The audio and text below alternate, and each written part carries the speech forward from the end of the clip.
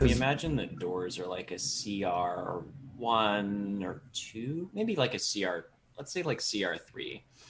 And then against certain D&D parties, like CR5. Audio equipment's got to be like a CR6 or 7, right? Yeah, something like that. Good Welcome to to you. Ramblemancy, everybody. A thing that I know that both Freeman and John saw coming, but um, and they just kind of went along with it I anyway. thought it happened much earlier. No, I thought about it, but I was too slow on the draw. I was too slow on the draw, and we had already finished. John had already finished describing to us how the plugging the extra cable into Mhm. the microphone is how you submit your American Idol auditions directly into the Matrix to the robot American Idol. And so, but I was too late. So none of you got to hear that. that was like a little bit like that has like sound check energy. So Just a that little bit, yeah. Sorry, there's some honking. You can't hear it, but people are having a honking contest, like maybe a quarter of a mile that way there's I have a mode for this. for honking. Yeah, for honking, yeah. Oh, Uh, indeed. yeah. Well, welcome everybody. Hi, welcome to the 100th Rambleversary of this show. That We is have we have exactly 100 It's episodes. exactly 100 episodes. No almost about it. This is the 100th episode of the very first thing that we ever streamed on purpose. So here Yeah, we are. What are we doing here? We have about as much idea of that as we did when we first streamed Ramblemancy. In fact, we have less idea now that's the trick. than we did then. Yeah. So, yeah. That's the trick. So, yeah, welcome everybody. So we are here 2 hours earlier than we normally are because it's gonna be a chunky ass stream. We are gonna be here until we decide that we don't want to be anymore. Which is either until I fall asleep because I'm 2 hours later than these motherfuckers, or Yeah, and will we have guests tonight? I don't know. We'll find out when you do. So, we'll find out when they join the Zoom yeah, call. which just reminded me, I need to actually enable the waiting room, or else like they'll just sort of show up, which is fine. But anyway, just know that a bunch of Zoom links got sent out, and somebody might join us at some point. That's all I'll say about that. You'll know when we do. Hmm. Um, so we're gonna be here hanging out this evening, or zone, if you will. Uh, Mm.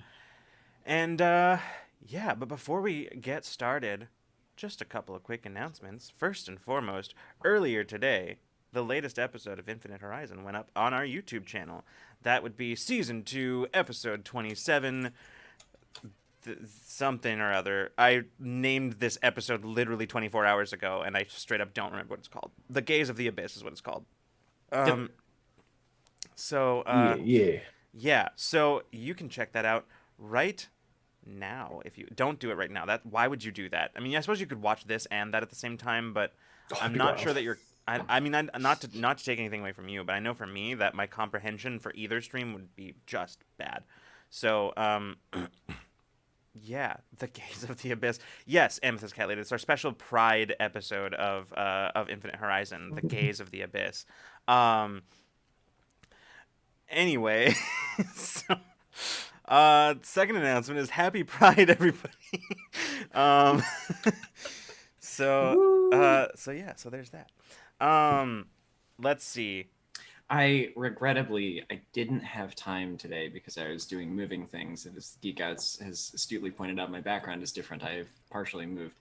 But I was going to do, I saw a how to for doing like the bi pride like gradient on your nails. And I want to try it out. And when I do, I Mhm. will post it in the Discord. But anyway, happy Nice. Pride, everybody. Um, our next announcement is one that we made officially a while back on Infinite Horizon, but um, it's just too good not to share again. So, as y'all know, many of you, we did our charity drive for Asian Americans Advancing Justice back at the end of April, and we are now in the process of putting together a lot of the programming that was unlocked as a result of the charity drive, and as like our Mass Effect stream has already started, and will continue again tomorrow. More on that later. Um, but our next unlockable stream has been scheduled, and moreover has a graphic which I just now realized I made a new thing for and straight up did not add audio capture. So give me a second while I do that so I can still talk to you while I show you this graphic that Caitlin did that is too good not to show you again. So, True, true. okay, here we go. Caitlin and Olivia.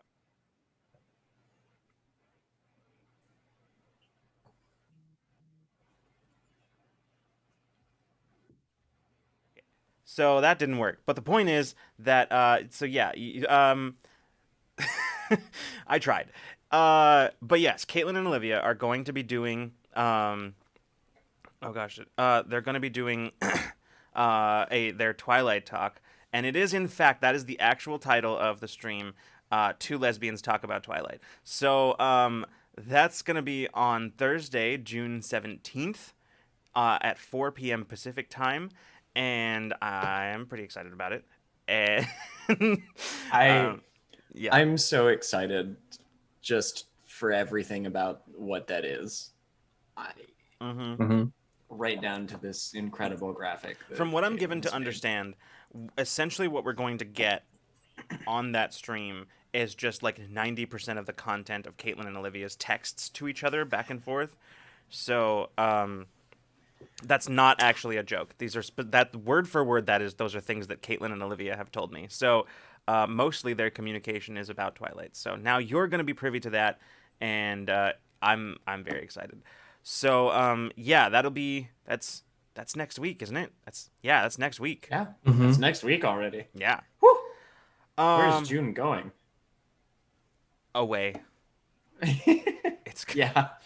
it's being taken, stolen, not stolen. It's being rightfully seized by the gaze of the abyss. So, Run back. on the subject of our unlocked charity content, I mentioned our Mass Effect stream. That my Mass Effect Legendary Edition playthrough is continuing with our second episode tomorrow. And tomorrow on stream, I will be joined by one Lily Spinelli for some Mass Effect shenanigans. I'm very excited for that. I cannot wait to have Lily asking me all kinds of questions, hoping to trip me up in a wrong answer because she has opinions and her opinions are correct and mine may not be. So you'll be able to tune in and see that. So yeah, I think. Oh no, there is one more big announcement. Sorry, let me finish that announcement. Um, because while time may be fake, it is also a useful thing to know about things in order to find out when they are happening. Um, Tomorrow, the Mass Effect stream will continue at 6 p.m. Pacific time, right here on this very channel. Now, another announcement. Those of you who have happened to have gone to our merch store in the last 24 hours may notice the sudden reappearance of certain items. I don't know why I'm being cagey about this. The Infinite Horizon tees, both Season 1 and Season 2, are now once again available. They're totally different shirts than they were before because I got tired of waiting for the other shirts to be available, so I just made new ones. Um, I have no idea what their like what degree of softness they had, but Mm, I mm. have been assured by their website that they are at least somewhere on the spectrum of soft. So, but yeah, so if you've been wanting an Infinite Horizon tee, now's your chance. You can get them. You can get the Infinite Horizon tees with art from our very own Caitlin Bruder. So those are available now. Uh, I think that's it. I think that's all I got. All right. All right. Well, 100 episodes, y'all. 100. That's It's almost 100. 1,000. Sorry. Oh no, let's not go. No, no. Oh no. That's many, many years from now. That is many, many years from now. That is more than. Oh man. That is more than 10 years. That's like 15 or that's like 15 or so years of weekly Ramblemancies. What is the timeline? How long ago was episode 1 of Ramblemancy? That would have been February, or no, January, February, Gosh. maybe, of February 2019. feels right. I think it's early February 2019. That sounds right. I don't know the exact date off the top of my head. I'm sure I could look it up. Am I going to? No. So, but yeah, it's been a hot minute. Whew. It's been 3 days. Had I been thinking, I would have pulled up I would have found the stats for how many hours of Ramblemancy that is, but I don't want to do that. So, just know that it is some number of hours. Hard to calculate because the length of Ramblemancy episodes changed a while back, and I don't remember how many episodes in that was. So it's hard to like maybe calculate exactly. Plus, we've gone over so many times. That adds up. Mhm. So instead of quoting you some statistics, I will instead say that there are statistics about how many hours Ramblemancy has been streamed. Ramblemancy has been streamed for hours. hours. It's about, looking at what I've got here and doing some, those are just highlights. Yeah. So it's Well. about 140 hours. Wow. It's about 140 hours of Ramblemancy. That's a lot of episodes of Ramblemancy. It's Yeah, a lot. it's a lot of I it's a think lot of there's a rambling. couple Ramblemancies that aren't on like in the collection on Twitch. So I would say we probably are realistically at about 100, about a ballpark at about 150 hours of Ramblemancy. Yeah, I think there's at least three, but probably closer to 5 that didn't make it into highlighted territory, so are gone forever, which is very sad. Yeah, and then like of course there's always the one like I of course we like trim little. I think we trim the intro and the. I don't count that. Ending, so. I don't count that. And plus that's only like. Yeah, no, I definitely don't count that. That's almost 1,000 hours. It is almost 1,000 hours. It's 15%.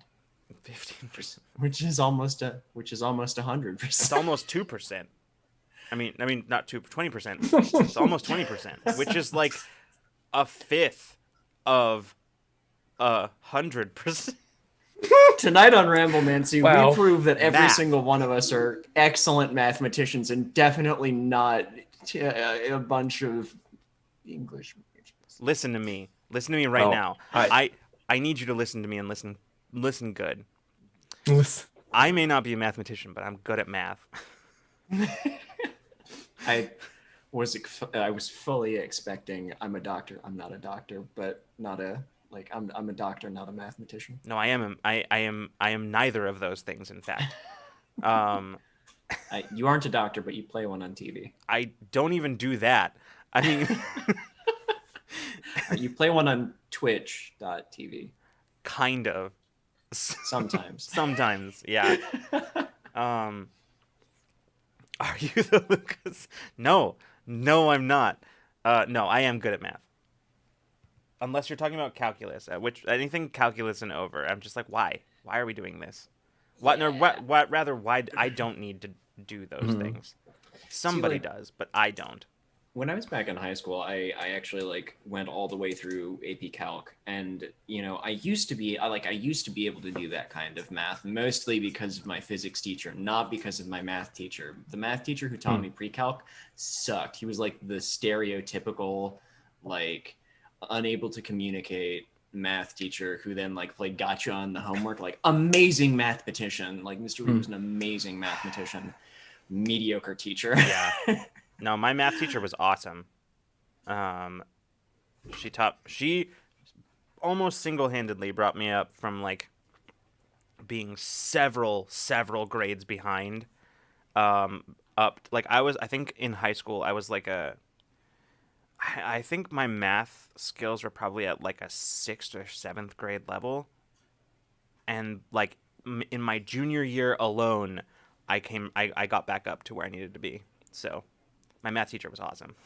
She's also Yeah. super nice and cared about people and about like the people in her class learning the material, and that was great. Pretty much, like that's kind of what happened with me and my physics teacher, because I was taking physics and pre-calc concurrently, and you're supposed to actually take physics after you take pre-calc. At least, you know, that's the way it was at the time with my high school and the curriculum and stuff. But I took them concurrently, and this was also the year that I had a surgery that like knocked me out of school for like I think it was almost 3 months that I wasn't in school. Yeah. And Yeah. so like I came back and my physics teacher was just like, just come in like once a week after school, like in the evenings, and I'll let you in, and I will help. I will catch you up on physics, and I will also help you with your pre-calc homework. Because his wife also had IBD, and so he was like, I get it. Yeah. Sorry, I'm looking at chat. I saw Amethyst Cat. They say my graduating class is going to have our 11-year reunion this fall, which will be our first reunion. We don't need this high school talk today, fam. Oh Yes. my god! But I here's graduated high school 10 years ago. yeah, I think I too will be having an 11-year. I mean, I haven't heard anything. I am part of the Facebook group for my graduating class, but I haven't heard anything from them. So probably we'll be having our 11 year at some point this year. Let's see. Geek Outs Fall has is a not question. Geek Outs says, Oh. "What do you want to do with your ghillie suit, Freeman? And how can Oh, yeah. John turn that into a game?" So it's a 2-part question. Mm-hmm. 1 part for each of you. Just go grab a notebook. Oh, okay. Okay,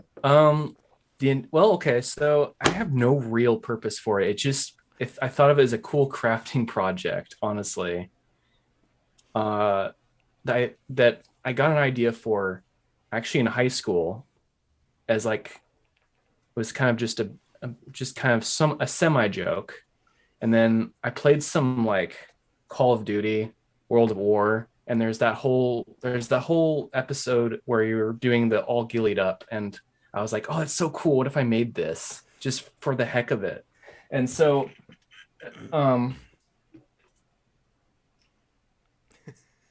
Ooh, here's that's really coming along. here's the hat.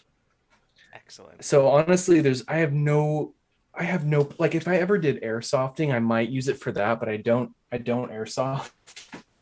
Yeah. Maybe I'll start airsofting now. Maybe You'd be that motherfucker with the ghillie suit, like like a really not a bad one either. I think it's all right. You know, if you found an It's- airsoft course that was located in like a grassy area, like people would be fucking Yeah, over for everybody. grassy forest or like a forest.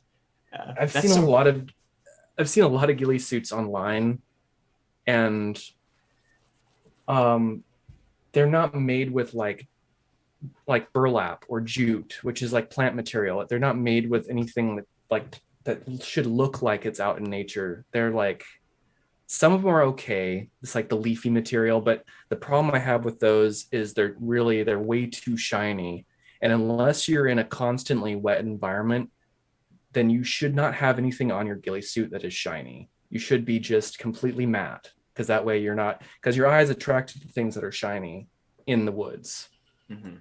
So, and I feel like I would never want to get a ghillie suit online, even for like the gag of it. I'd want to build it myself, which is why I'm here.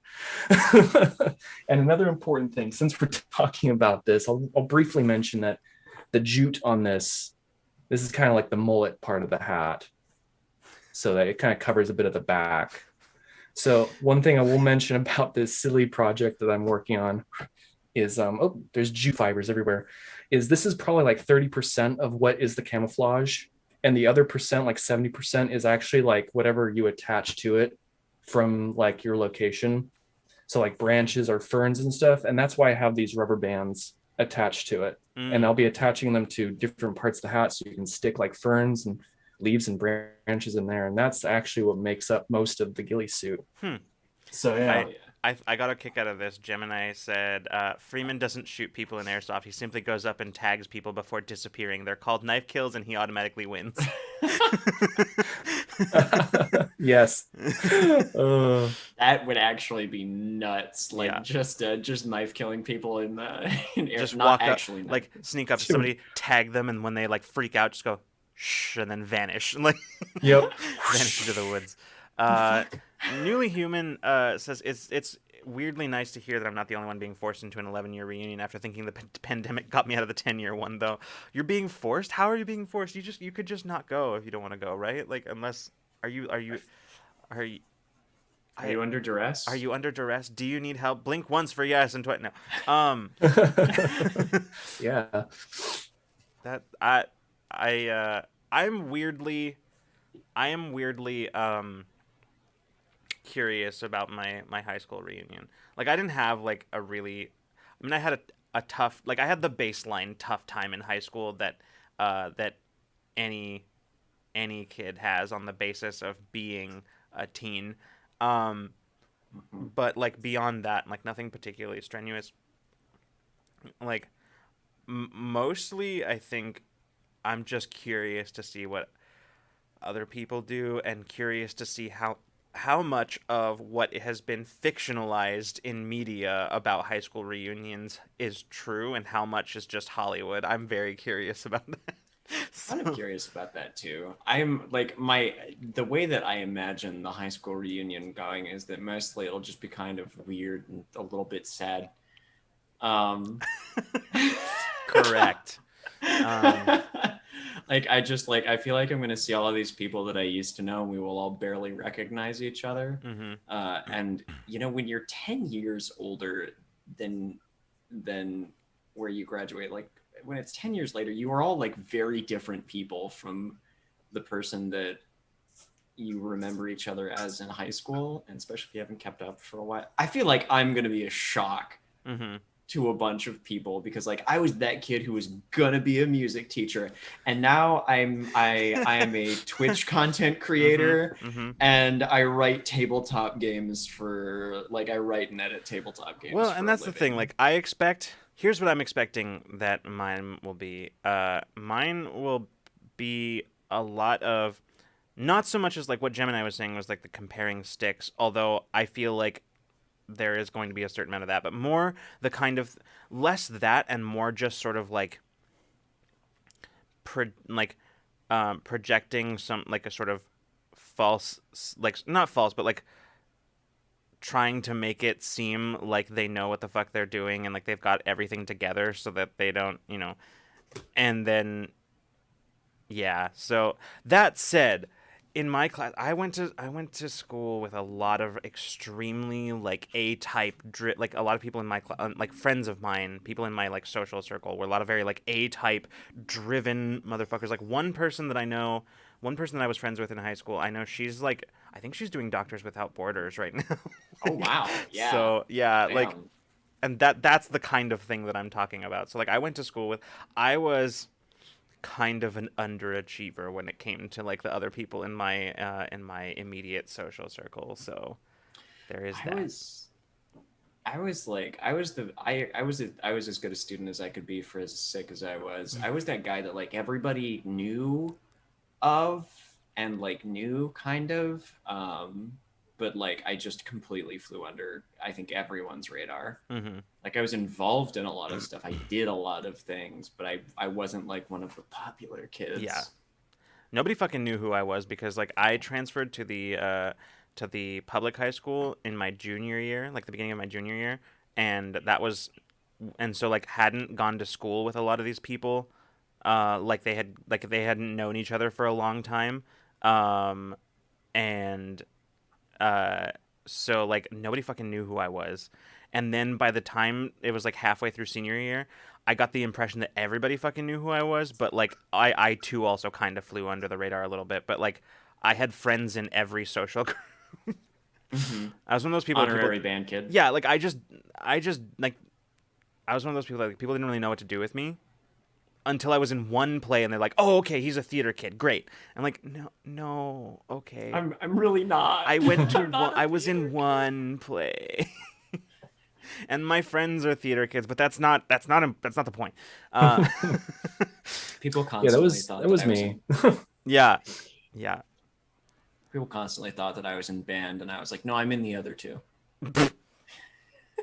Yeah. But like it was so weird because all of my friends were in band. A bunch of them were in choir, and so like after I joined choir my sophomore year, suddenly it made sense in everyone's heads. But for all of my freshman year of high school, people were like, "You're in band, right? You're in the band room all the time." I'm like, "No, I'm in orchestra. Everybody in band is my friend." So I listened. I was handed a string instrument when I was 10 years old, because when they handed me the trumpet mouthpiece, I was like, and nothing happened. So they just like shoved me over towards Mr. Root in the corner of the Honestly, room with. At a certain point, like I was also handed a string instrument. We the same one actually. We played violin, but at a certain point, just like my fingers are just too short for that shit. Like I can't do that.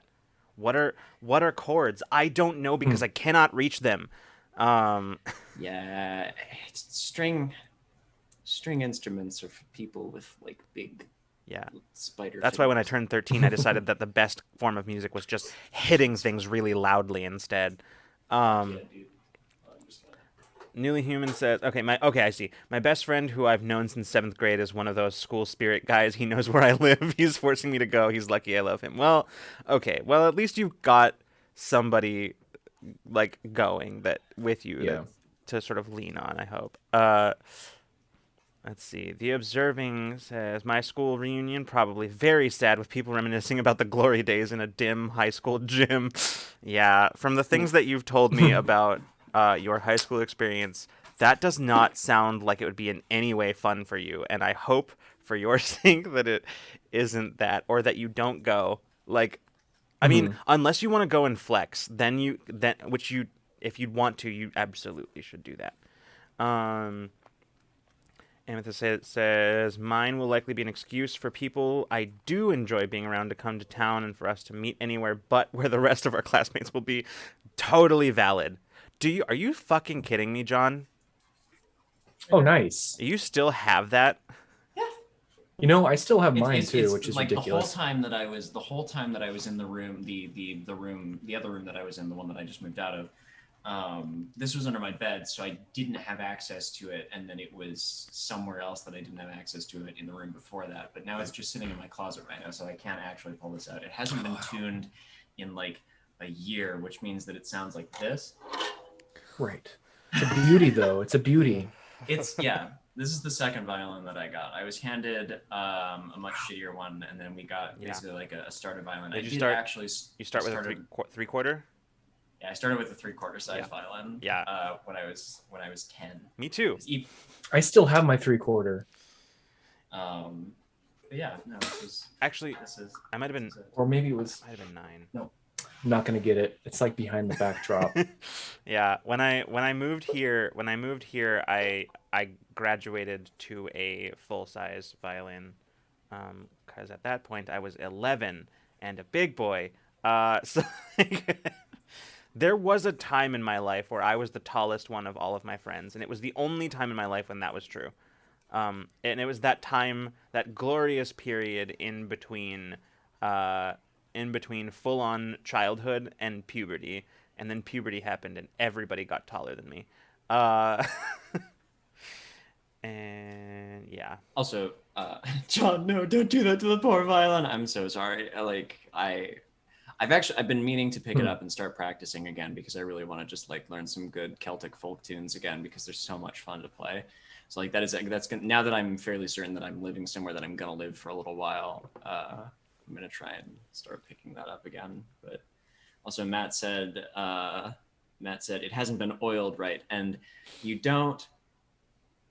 as the violin owner very seldom are going to be applying any products to your violin. I've done just like a little bit of oil before on like the fingerboard. I'm gonna get my violin back out now that I'm talking about violin. This is the show and tell episode of Ramblemancy. It super is. Hold on, I'm gonna open the door to this room because it got very warm in here all of a sudden. Yeah. My window. I've had my window open, so I feel that. Violins are held together. Karaoke Night, I think, is still in chat, who is an actual, who knows more about violins, and who's probably forgotten more about violins than I know because they're an actual music teacher. But yeah, the only thing that I've ever oiled for even just a tiny bit is the fingerboard on this thing, just to protect it, which is this black strip, which is where your fingers go when you play the violin. Also, Amethyst Cat Lady, to answer your question, it's the room, because when talking about the temperature of the room, I automatically take my hotness into account. So that's always baseline in there. So when I refer, I mean relative to my usual degree of that. Hotness. Yeah. Hotness. Anyway, violins are held together by chunks of balsa wood and prayers, and that's pretty much. That's fun. That's excellent. Well said. Correct. Because like this bad boy right here, like violins of course make noise. They're string instruments, so like you draw a bow or you pluck at these strings, and then that causes sound to resonate inside the resonating chamber of the instrument. And on the inside, you have just a few like little wooden struts that essentially keep this from bowing or caving in. And then you have this little guy, the bridge, which is entirely held on by string tension. I hate that. That's honestly my least favorite part of the violin. Like, I still not very often, but I still have like traumatic dreams about the bridge breaking on my violin. Can I take a look at that again, John? This? The tension on that. Yeah, I have a guitar that has something almost similar to that. It's a very old Gibson that my dad gave me. Bridge and suspecting that it's not seated. Okay, I have a really important question for the violin players present, the violinists who like how regardless of how long you played, did y'all ever like really like look at the rosin as being basically like just a Jolly Rancher and just want to crunch that shit? Yes, quintessential violinist experience. The forbidden Jolly Rancher. Yeah. I used to be a bard till my violin took an arrow to the bridge. Don't say that shit to me, Gemini. That's some horror movie shit, dude. That didn't sound. Now be careful. Don't break a string. No, what I did was the lowest string, the G string on here, had moved off of like the little notch that it sits in. Yeah, I know. Sorry, I couldn't help myself. I am who I am. I mean, listen, every single orchestra kit, every single string instrument, like in an orchestra, violin, viola, and cello. And I mean, hey, why do you think it's called that? Not the violin one, the other one. Yeah, clearly related. But here's the disclaimer. Nothing on this show should be taken as factual. No claims made on this show about anything that exists in real life should be taken as factual. Most of the time, everything that I say is bullshit. So anyway, Lucas, you will hate the fact that I literally just adjusted my bridge while we were talking, because in tightening the strings such that they were no longer completely loose, it had shifted to be like this. Everything was very loose. Anyway, like I said earlier, violins are held together by balsa wood and prayers, because if you glue those things in there, then it affects the sound resonating inside the instrument, and it like dampens it and makes it sound shitty. So like basically the only glue in violins is the kind of stuff that they use to like seal together the actual like pieces of it. Karaoke Night says, "Oh hi, it's me. I see a violin. Yeah, you do. Hi." I was being an unqualified expert talking about violins for just a little bit. I actually mentioned you by name earlier, and I was just like, Karaoke Night has probably forgotten more about violins than I have ever known, because while I was a music major focusing on violin for 1 year, I believe you actually teach orchestra. So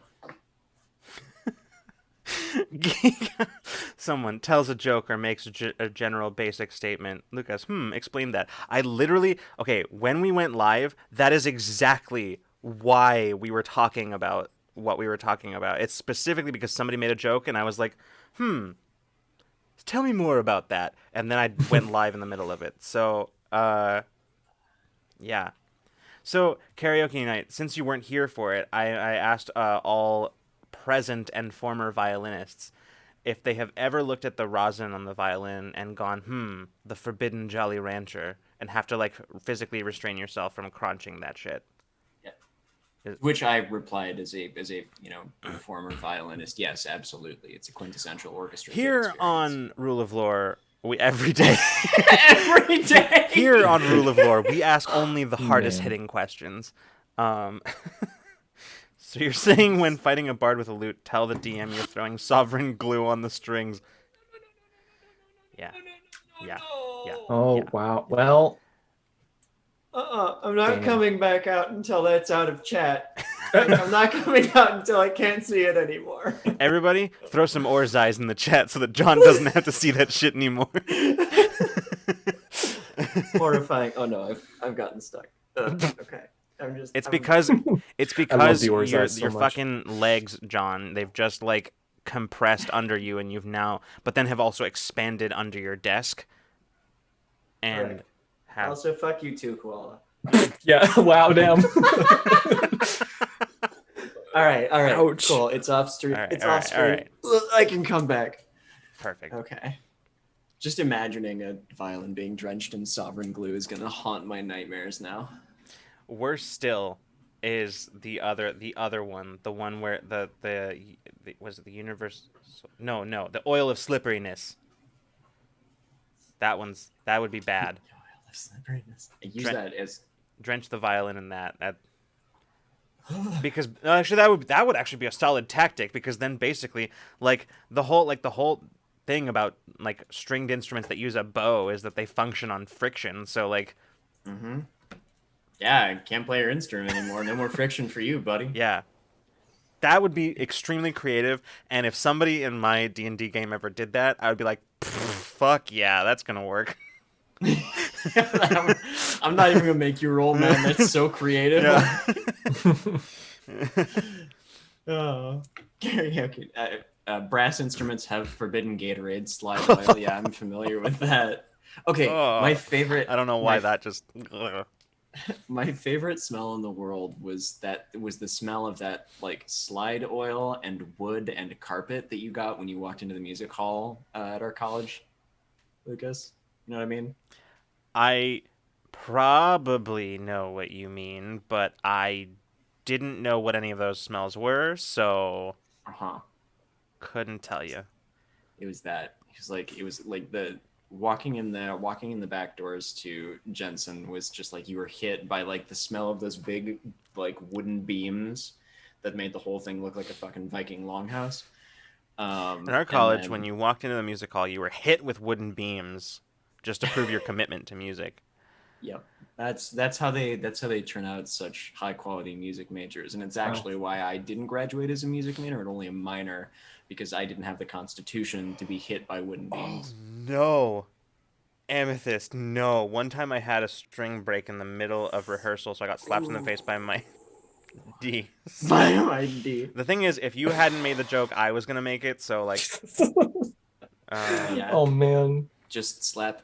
I mean, and two of the strings on that instrument are excellent for that, because there's a joke to be made about flailing around the G string, but... All I'm going to say, all jokes aside, that sounds absolutely painful. And it is, because that's happened to me with a guitar, too. But on my fingers. Yeah. That is honestly one of my, like, worst fears when it comes to stringed instruments, is that, like, the string will, like, snap and hit me somehow and, like, lacerate me. I don't know, yeah. I have seen an E string, the highest string in a violin, snap and cut someone's hand. I mean, yeah. Just two things, because that one it's the thinnest. It's the thinnest, and it's also I think under the highest tension. Yeah, it's like a paper cut extra. Koala says the drummer in my jazz band was on kit and broke 2 drumsticks while performing, and the conductor just grabbed 2 extras from the side. I've definitely broken sticks before. I don't know if I ever did it during a performance. I think I might have done it while practicing. I don't think I've ever done it while performing. One of my friends who was a percussionist in high school had like the nice drumsticks for like not beating up, and then he was like, and these are my sawdust drumsticks, and they were just You've got your concert fucking sticks, beat. and then you've got your rock concert sticks, your rock stick, The sawdust sticks. the sawdust sticks. Yeah, the thing is, mine are always sawdust sticks because like I was not a percussionist. Like I was like a rock drummer. Like that's what I did. Like I was not in like band. That's not how I learned to play drums. So, yeah.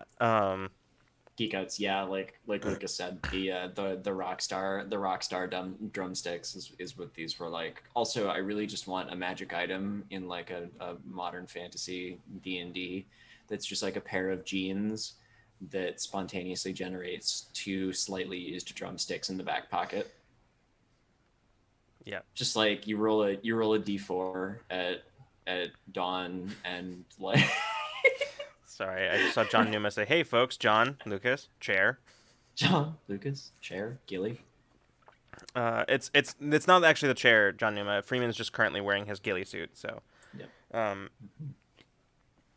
but welcome. String tells. A string had also broken when that happened. It was just the core of the string that broke, though, so it was still attached. That's what happens when your orchestra plays a fiddle piece that requires you to play on all 4 strings at once. That's intense as fuck. Yeah, I never got around to learning chords because again, my fingers are short. Look at these fingers. They're not good for anything. That's all I got. They're yeah, not these are not the fingers of a stringed instrument guy. So I mean, I'm sure I can do it, whatever. It's just harder for me. I don't have the reach.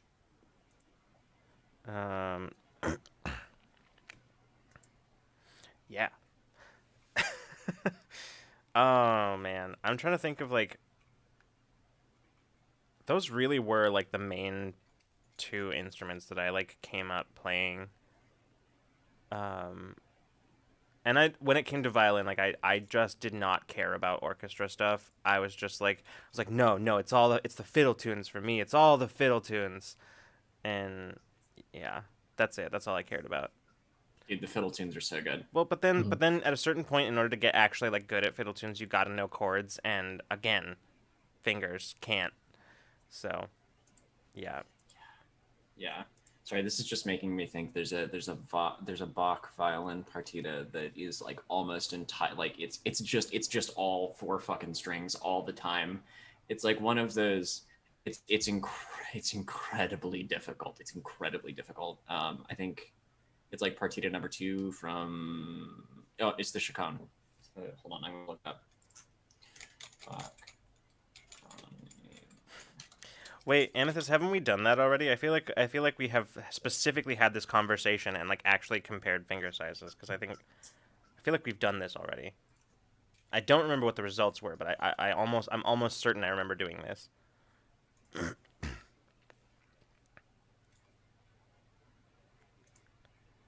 Yeah. All right. Cool. Koala says I'm a woodman bitch. My hands are too small for piano and too soft for strings. Yeah, I was teaching myself bass.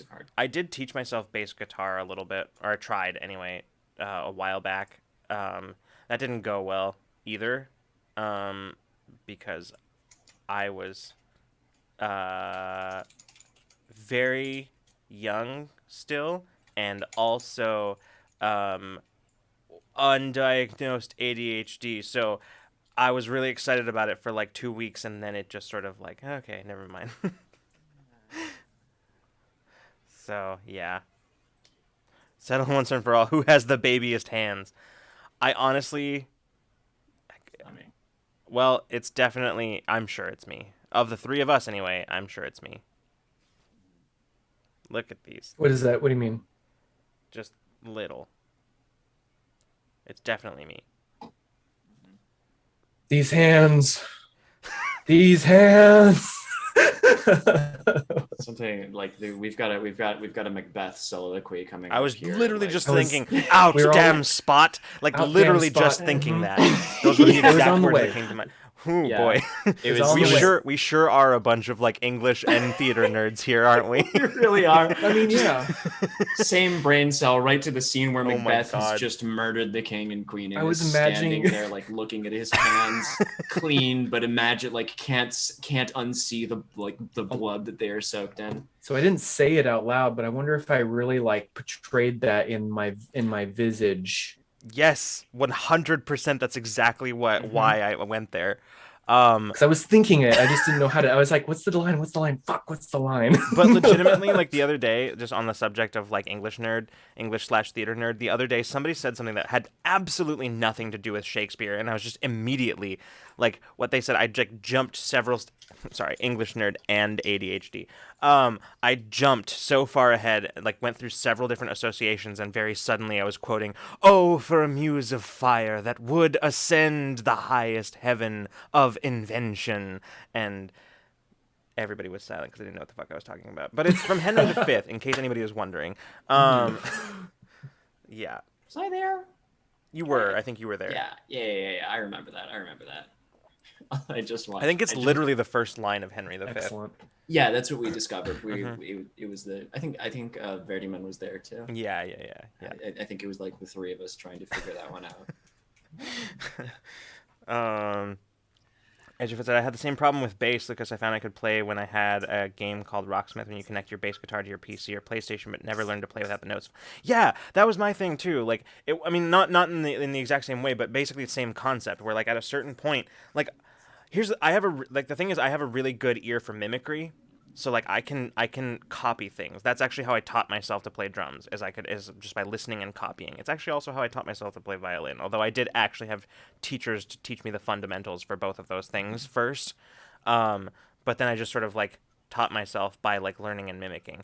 And I tried to do that with bass, and then I found that I literally couldn't do anything with bass other than mimic. With drums, it's easy enough to be able to just sort of, at least for me anyway, I could improvise. Like that was something that I could do well and easily, but with bass I could never figure it out. So like I was kind of in this, that's actually the real reason why I sort of stopped with bass, because like I just sort of hit a dead end, and at a certain point I needed a teacher, but like didn't care about bass enough to like get one. So yeah, I feel you, Age of It.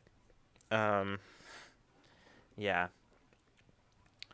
fundamentals over chumps, people who are actually good. yeah. I was sorry. I zoned out for a second and was thinking about tuning my violin, and I was like, I'm not going to do that live on stream because that would be miserable for everybody involved. But it is extremely satisfying when you like hear them come into tune while you're playing one or two strings together to like tune them to each other a fifth apart.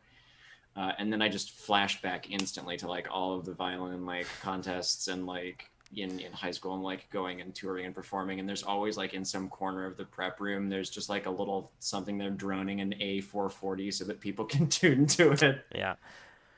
John Numa said, have we had the Rule of Lore does Shakespeare idea yet? Shakespeare in the Ramble. We legitimately actually have had that idea and decided that none of us would have enough to say about Shakespeare to fill an episode. But that is absolutely an idea we've had. It would be a fun like doing some like Shakespeare abridged actually like would be very fun sometime. And then you can no, what we really need to do is just have this, again, would not fill even like a minute. Oh, I meant performance. That is not an idea that we've had, but yeah, that's interesting. That's very interesting. No, I instead, listen. At some point we'll do some kind of bizarre thing where, like, as an incentive, I will badly flex my English nerd and recite however much of the first 18 lines of the Canterbury Tales I can remember in Middle English. Oh, shit. Damn. That's cool. That is a flex. I don't, there's always like a specific part that I forget what comes next. And yeah. Listen, if we ever run dry on sub goal ideas.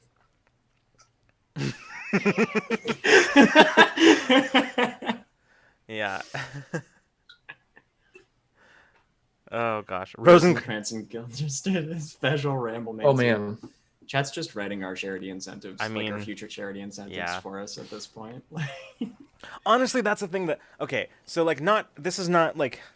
Not to like plan anything on stream, but like legitimately this is a thing that I've thought about with Rule of Lore before, where like one of the things that we started out with was like, yes, we started out first and foremost with like tabletop RPGs, that's what we wanted to do, but we also wanted to bring in some of like all of our like collective theater background into it and do like some weird shit, and we've talked about it but like never really moved ahead with doing any of that stuff. And I feel like it'd be so much harder now that like so much of what we do is remote. It'd be even harder than when we first started Rule of Lore, but yeah. Yeah, it's a little bit more difficult in this setting, but I think there could be some joy potentially in doing funny voice like readings of like Shakespeare plays and stuff like that. Definitely. And nerding out about them. yeah, weird shit on Rule of Lore more likely Than you think. Yeah. God. Oh, can you like imagine though if we were all in the same place and we could do like a Shakespeare abridged, like an act of Shakespeare abridged? The Shakespeare abridged company are absolutely hysterical. Yeah. It's so good. Yeah. Or do like a fucking Ember Island Players episode of Infinite Horizon.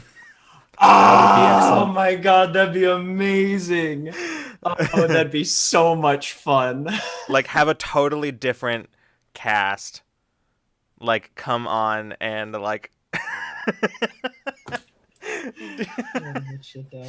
that would be a lot to ask of that cast. But that would be extremely funny. All of the Rule of Lore folks who aren't on Infinite Horizon,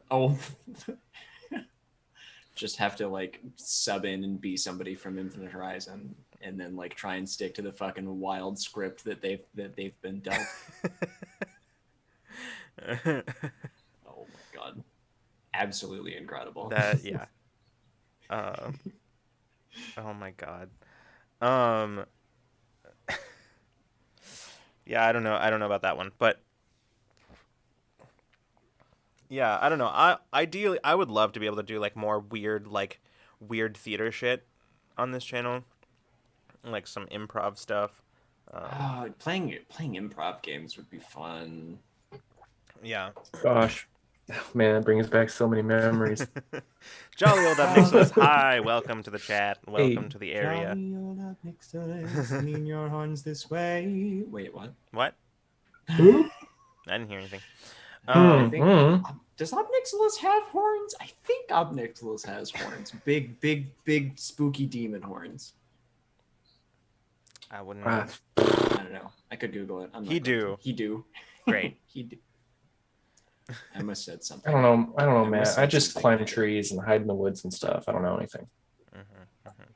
I was thinking about this the other day that like Freeman is is sort of like our resident, like he's our like Rule of Lore's cryptid. I think I might be Rule of Lore's eldritch monstrosity. Hi, I'm the cinnamon roll. Caitlin is our like immortal fae being, I believe. Yep. Every organization has to have at least one immortal fae being. Yeah.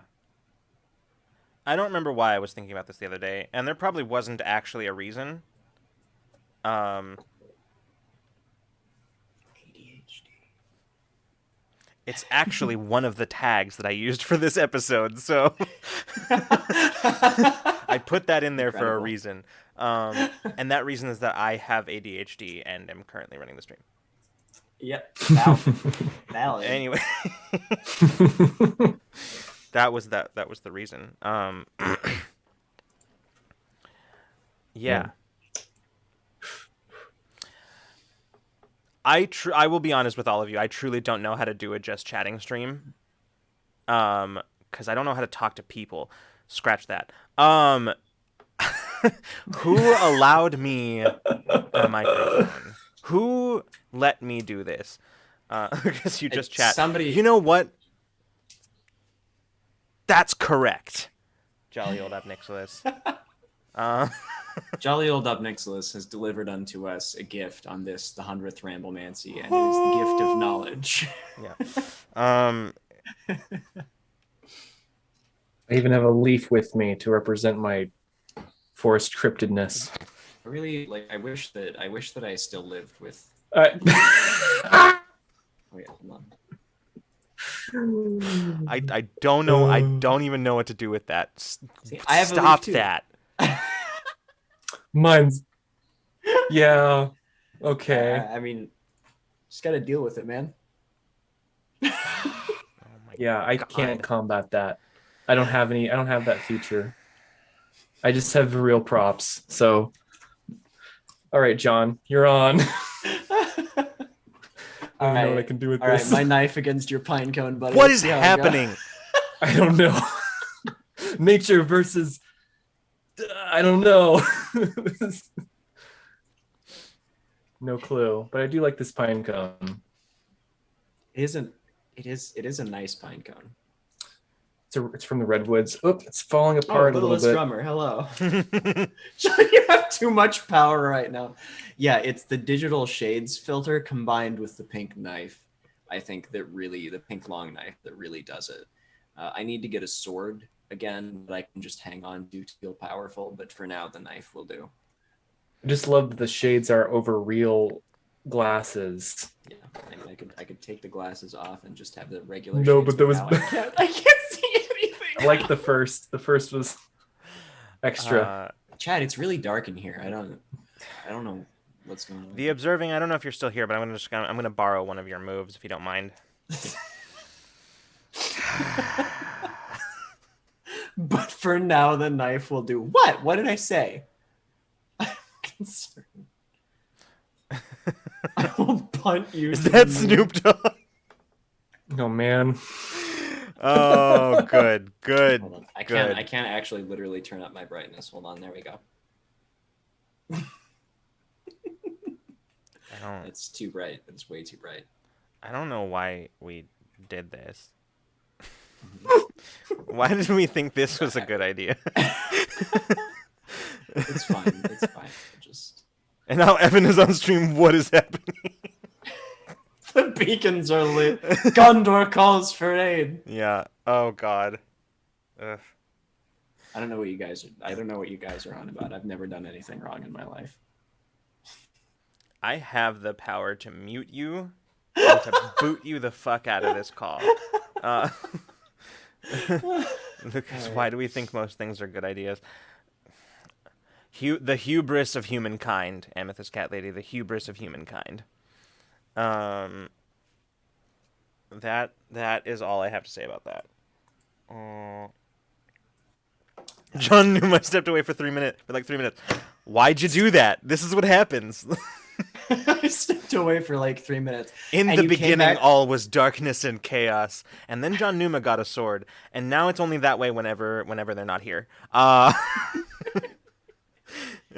And I don't know what you're talking about. Nothing has gone wrong. You can see by the halo, I am completely innocent. My camera is at a weird angle. Don't mind this knife. Don't mind the knife. It's still at a weird angle, but it's at a slightly less weird angle. I think Jolly Up Nicholas, this may be the Icarus situation. Maybe. So I wish there was a wings filter. What else do we have? Maybe someday. Very festive. Very festive. See, you say festive, but the only thing I can think of is that now we need to find Will Byers. Wait, hold on. My what, Koala? My hubris? Isn't that a bone in your body?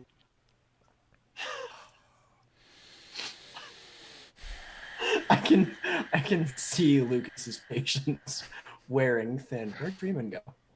Exactly. Disappeared. I love you. No, John, you're thinking of the humorous. A hubris is the dog that guards the underworld. The three-headed dog guards the underworld. Okay, all right. It's an easy mistake to make.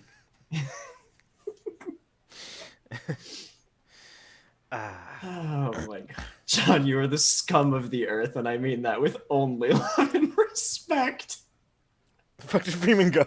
Exactly. Yeah, there was the moment. It was like, and I'm disappearing.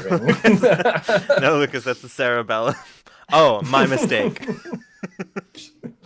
My mistake. Oh, the cerebellum. That's the thing that like is the your like day night sleeping cycle, right? No, that's Cerberus. Hubris is the drug also known as marijuana. uh, John, you are a genius. Derogatory. Correct. uh, I thought that was a band. This bit is incredible. this is one of my favorite memes ever. Cerebellum is the mayor's secretary in Powerpuff Girls.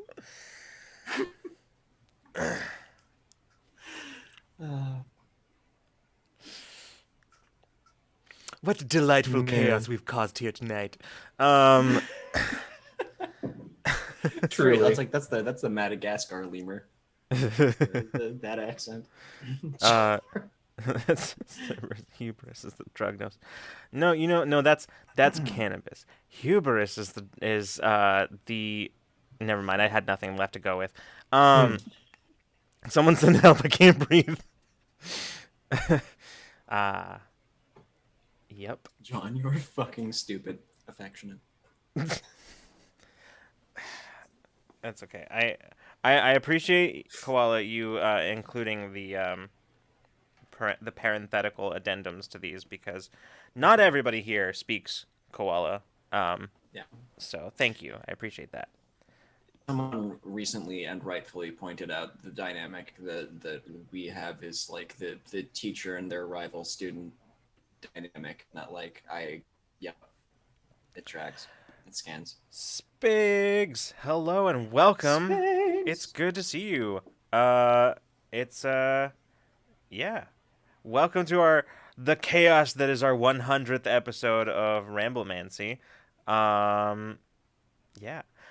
So, because this like Ramblemancy was like the first thing that we ever streamed on this channel on purpose, I think it is also very appropriate that this today on our 100th episode is a good opportunity to just sort of it's always a good idea to remember like to have a quick reminder of this every once in a while, but like the guys from Cypher Unlimited were like some of the first they were in fact the first people that ever really made us feel super welcome in this whole content creation space and made us feel like we belong here. They invited us to come and like do an interview on their channel, and that meant so much to us. So it's kind of what gave us our like little push of like oh yeah, okay, we can do this. Having that sort of outside validation from somebody else who was already doing stuff was super great. So Spigs, to you and to Dean and to Al, thank you guys so much. It's been awesome having you guys around whenever we're streaming, and y'all, okay. That reminds me. So you remember Claire Jackson, who we had a couple weeks ago on Ramblemancy. Well, they are going to be running on their channel. They're going to be running an actual play, a Numenera actual play, that is going to feature the guys from Cypher Unlimited. I am so excited for that. Was it July 1st? Is that the date, Spigs? I think that's what it is. And yeah, you should definitely check that out because I'm so excited to see what that's all about. But yeah, Spigs, we love you guys too. It's yeah. Yes, July 1st. Okay, excellent. Yeah, cool. And y'all should check that out. If you're in the Discord, I think Spigs posted it in the personal projects channel earlier. So like the info is there in the Discord and you can check it out there. So yeah, I'm actually really excited about that. I saw it today and immediately went from I didn't sleep a lot last night, but when I saw that, I like woke up. My brain was like, "Ooh, Mhm. I'm awake and excited." So, yeah. Um, I'm awake and I'm never going back to sleep. yes. Well, that Man, actually was not true because I did take a nap. So that's good. Yeah, sleep is a fickle being. that it is. Claire is awesome. Claire is awesome. Hmm. Claire is honestly one of the coolest people that I know in the tabletop sphere, and just genuinely like a super nice and very thoughtful person. Um, yeah, like I'm genuinely excited to see what they do with a Numenera actual play. Hmm. um, yeah. Welcome back, karaoke night. It's good to have you back. Yeah. Yeah, So man. how's everybody doing? How y'all doing out there? Does everybody remember to hydrate. That's important. Oh, Hydrate, yeah, relax your jaws, stretch, all that kind of stuff. Um, yeah, definitely. made brownies. Hell yeah, karaoke night. What are the chances that you can send some of those my way? Like I understand that we're like 2,000 plus miles apart, but um didn't bring enough to share with the class. All right, well, that's all right, I guess. Uh, what are we Sounds even good. talking about? I just saw the words mitzvah and what is happening? What is happening in chat right now? Not sure. What about load rate? Don't load rate. That's bad for you. Um, that's that's kind of the opposite of what we want to do, yeah, right? You yeah. know. Spigs, I just Um, came back from the Bahamas. Wish I was still there. Yo, huh. I feel ya. That Hmm. sounds incredible. How long were you there, Spigs? Was it a couple weeks or just like a week? That's incredible, by the way. I'm glad you got a chance to get away for a little while. Um, hmm. Hides margarita. Oh, yeah, you're right. That's what load rating is. You're absolutely right, Amethyst. True. That's what load That'll do rating it. is. Um, yeah. Indeed, it can be very bad not to hydrate, says the guy who called in sick to work this morning because I was dehydrated and had the shakes. Edge of it. Ooh. This is the one time that I do have the moral high ground because I may not be very good at remembering to eat or at sleeping, Hmm. but I am very good at staying hydrated. So, what are you doing? What are you doing, bud? Um, 7 days in the Bahamas. Nice, Biggs. No, That's that's awesome. awesome. Yeah, that sounds nice. I'm really glad you were able to get away for a bit. That reminds me. Hey, Lucas, have you ate? I ate today, Amethyst. If you must know, I've eaten twice today. So one of those times was Ooh. immediately right before Ramblemancy started. Very good. Very good. I ate So yeah, something. take that, Amethyst. Thank you so much for caring about me and reminding me to take care of myself. Um, yeah. Sorry, what were you saying? I ate something today. It was good, I think. I'm Yeah. here. I'm alive. So that was a very odd and cool entrance. I think you're muted. Sorry, I just went downstairs. Ooh. The stairs are right here, right next to my desk. You just like Oh, that's cool. That's you cool. get up and then you just boop, boop, boop. Yeah, no, they're very convenient for, I don't have a stairway, but I do have like one of those fireman chutes that you just That's like right. Yeah, slide like the down the pole. the pole. Yeah. It Yeah, serves multiple actually, purposes. It's a I've good got. core workout and it's a good quick Yeah. It's escape actually, to the in the interest basement. of accessibility, there's actually an elevator over here. So like you just step over here and then like down you go. My goodness. This is Ooh. what's Hold on. happening? Spig says, "Have you guys seen The Darkest House by MCG? It's going to revolutionize the way people make adventures." I have not. I wanna take a look at it, and it's out now too, right? I think it's out. I really wanna look in that. I learned. Okay, so here's a fun thing that I learned about myself on stream, live in front of all of you the other day on Wednesday. I learned that in spite of the fact that most of my media consumption from the time that I was very small to the time of right now has been sci-fi and fantasy, and somehow I've found that in terms of GMing, I have a knack for horror GMing. Like, I don't know where that came from. There's not really any logical reason for it. There's no rational reason that I should be better at that than I am at running other things. But there it is. Like, the proof is there on on Wednesday. Man, So just being friends with me, it must have rubbed off on you because I'm like 90% horror and like this is probably one of the things that led to me thinking about myself as being like Rule of Lore's resident eldritch horror monstrosity the other day. That's probably man. it. Yeah. Huh. Space scary. Yes, indeed, Edgefit, it is. And just to get out ahead of this, we are still under the spoiler ban for this most recent episode of Infinite Horizon, but True. Just putting that out there. Also, Chad is correct. I have space now in this room, and I will use it, and that is a threat. Spigs, horror games are a ton of fun to run, Spigs. The thing is, it's very fun to be able to do, like, I was speculating a little bit about this today, or yesterday? I don't even know what day it is. I was speculating about this a little bit since Wednesday, about all of the things that, that might explain some of that, of, like, why I just sort of have this knack for that, and that is, I think, with sci-fi and with fantasy, there's a little bit of work to be done to sort of make sure that you're bringing things across in the right way.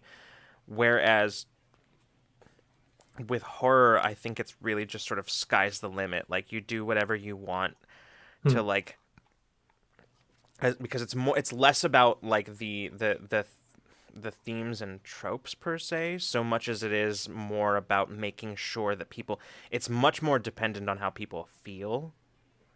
And so it's like whatever you can do to make that happen, then yeah, it's fair game. So Jolly Old Obnexus makes an excellent point, which is that skeletons should be both spooky and scary. Yeah.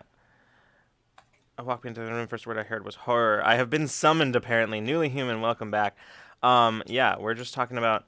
It's more about the pacing. That's also true. That's also true, Space. But I think the pacing serves the feeling of it, right? That's why you have the pacing there too, is to make sure that you preserve those feelings of being on edge, and the tension needs to be preserved in horror and that sort of stuff. But yes, I absolutely agree that pacing is like probably the most important tool that a GM has in terms of creating an effective horror game. But yeah, comedy and horror is all about timing, and I think you just have a great sense of timing. That's true. I am a drummer, after all. Sorry, I was just...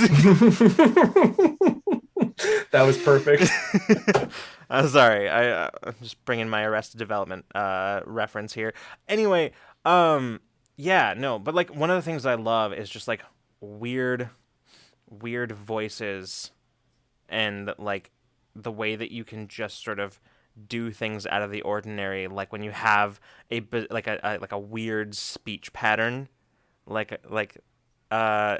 just sort of a weird sort of stilted speech pattern, and like that kind of weird shit that you do. Like, it's, yeah, I love doing that kind of stuff. And then there's just, of course, there's like the thing that what's his name, Alex Ward is really good at, like, and the sort of like creature movements, right? Like those kinds of that stuff.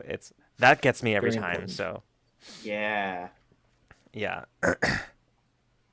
I have to grab water.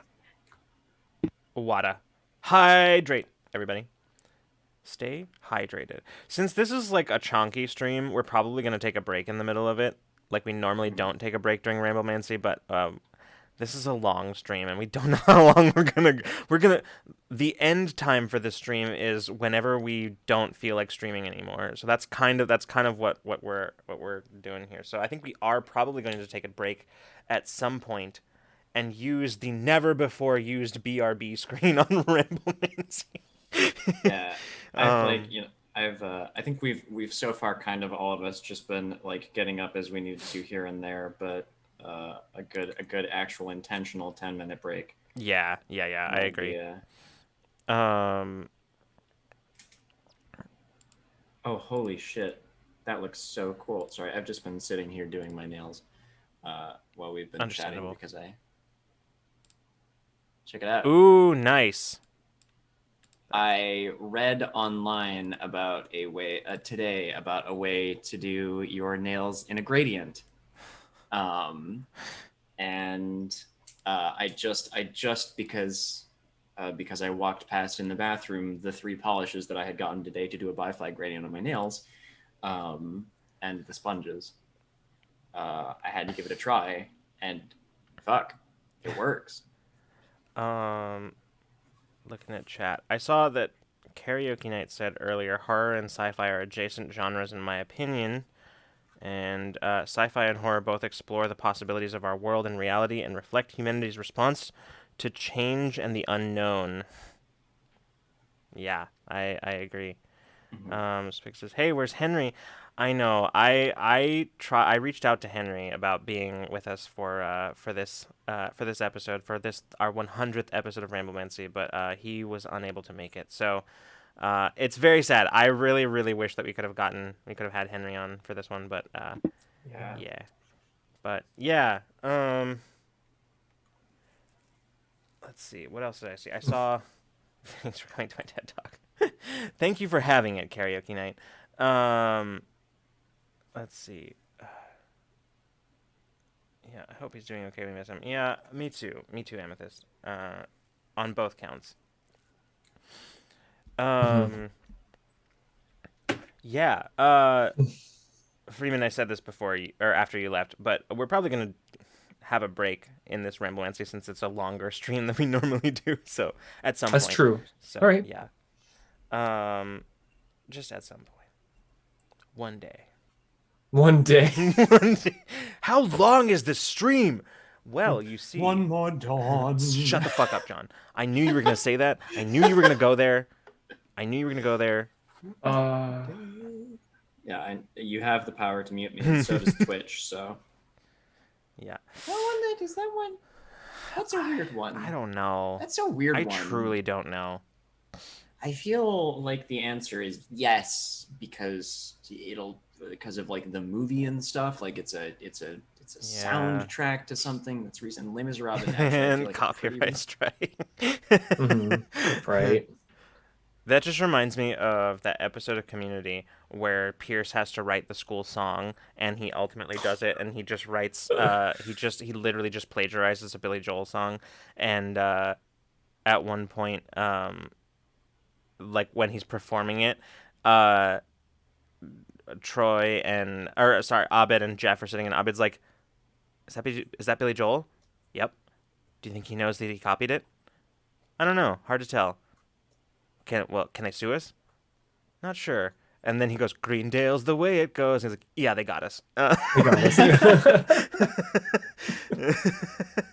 Yeah, they got us. All right, cool.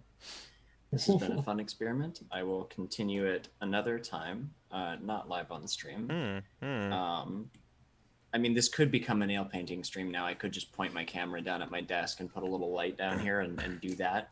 The whole stream the rest of that stream will just happen in complete silence as Freeman and I just sort of,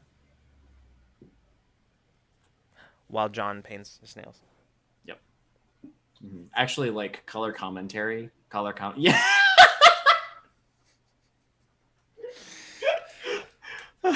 Freeman providing color commentary, like, yep, making an excellent play here on the index nail. Ooh, specifically like golf commentary, like not like soccer commentary, just like the golf commentary. Oh man, I've heard it. I've heard that kind of commentary maybe once. I'm like, oh my gosh. Yeah, Freeman is a gift, John Numa. I agree. It is a Thank gift. You. Sorry. Gift. Yeah, it's a gift. All right. And a GIF. And a GIF. our resident Fae being willing. She's camping this weekend, so there's who knows. Somebody's just gonna have to send that, make a clip of that and send it to Caitlin. So, it's pronounced Jift.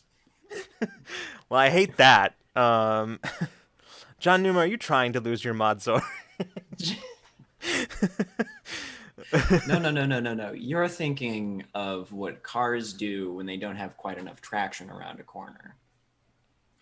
I really don't use it nowadays, but it was to see hard to see words. Regret nothing.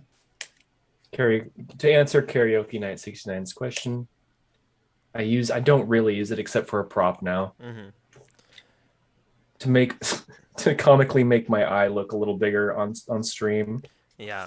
Thing is, I have a lot of things within arm's reach, but none of them are props. Anything could be a prop. I mean, yes, but like nothing interesting. Yeah. Like the most interesting thing near me is this like dice vault that I got at Gen Con.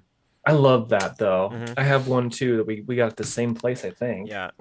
I wish I remember what the name of that place was. But yeah.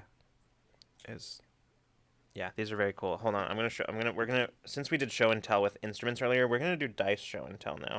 Ooh, yeah, very here. These are the dice that I also got at that same Gen Con. I don't know if you can tell on screen, but they're copper and purple. I think they're called like copper and arcane lavender or something like that. I don't remember, but yeah. I remember when you got those. Mm-hmm. Those are so pretty. Yeah, I'm pretty sure these are like steel. These are steel dice. Here's I don't know if you can focus. Nope, it's not. Yeah, I love that ink color. Yeah. And okay, hold on. I'm gonna bring out my dice because they are within arm's reach, and that's the closest thing to a prop that I have. Nope. I forget what stone these are made of, but these were the dice I got for Varys from Dungeons and Dorm Rooms. Rooms?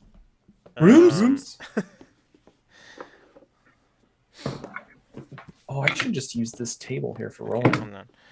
This is a dice tray that has many of my dice in it. Most of them, in fact. I love that. Has most of my dice. Subscribe. And I moved my mic. Bringing out all the old memes from the channel today. Let's see. What else do we have? I've also got. Okay, so these are aluminum dice. I believe these are from Norse Foundry. And I call them my Star Trek Adventures dice because they always roll like under 10, always, every time. These are my Star Trek Adventures dice. I never use these as a player. That's not true. I'm very stubborn and I don't believe in dice juju. I think it's bullshit. So I use them because I'm stubborn.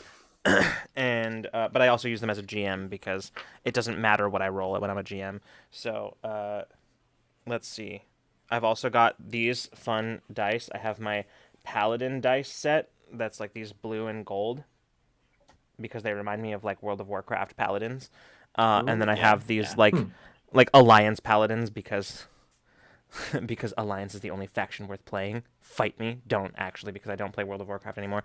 And then there's these. These are the dice. This is the dice set that I got for my Tomb of Annihilation character, Sir Ronan Harcourt, an Eldritch Knight. Yeah. That's it. Those are my exciting dice. That's it. Edgefit says, that's a tilt. You're thinking of the Scottish tartan skirt.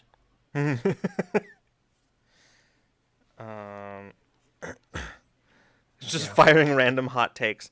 Listen, that's what this is all about. If you really want to get me going, ask me any questions about Star Wars. Ask me to talk about Star Wars if you really want to get me going. Oh, the door's been opened. Jael Dubnexus said, so is Tiny Tina's Wonderlands on the table for Borderlands Saturday when it comes out? Here's the thing, Geek Outs. I was making a joke and I was gonna meme, and if somebody actually asked me to talk about Star Wars, I was just gonna say, No. But you somehow managed to find one of my trigger terms, one of my trigger phrases. Gray Jedi. Because you found that particular button, I'm not actually going to talk about it. I'm not going to go off. I might, but not right now. Jolly Old Nicholas. I don't know. I actually don't. Oh, what were you saying, John? It comes out in like 2022, I think. It does? I think it's a next year game. I want to say. Anyway, it would be very fun. Yeah, this is just proof that I actually have no idea what year we're in because you said 2022. I'm like, that's so fucking long from now. It's not. That's next year. That's next year. And time just keeps on passing, don't it? Might be done with Mass Effect by then. Unlikely, but we'll see. It depends on. We'll see. Then again, I am not Amy Dallin. I will power through Mass Effect. I might take slightly longer on Mass Effect 3 because Mass Effect 3 is the only game that's ever come close to making me kind of a completionist. So, time is a relentless master. Correct. Next year's in 6 months. It sure is. Holy shit. My birthday's next month. Yeah. Sure is. I don't know what to think about that. Think nothing of it. I don't like that. You're gonna be old. No, I'm currently old. Gonna be old. That's shenanigans. Yeah, plan shenanigans. Plan shenanigans. Yep. I love how the second half of the year is it belongs to Rule of Lore, right? Because like in rapid succession we have we still have because we've got me in July, and then we've got Olivia in August, and then we've got Caitlin in October. We need a September. We don't have a September. We have Caitlin in October, and then we have Freeman in November. We used to have Henry in December, and then John in January. But like now, we're missing a September and a December. Actually, no. I think is Colin's birthday in September. I think Colin's birthday might be in September. Hold on. I'm gonna go to Twitter and see if he has it on Twitter. I think it might be. Colin C. Kelly. September. Oh, hell yeah. Okay. Now hiring any person with a December birthday. Who knows? We might have a December. True. Yeah, we might have a December. I actually don't know what many of the birthdays in the Into Deep are. I don't know many of them. So, yeah.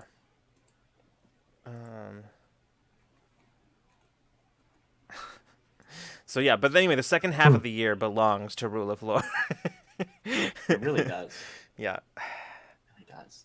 The second half of the year and honorary January belong to Rule of Lore.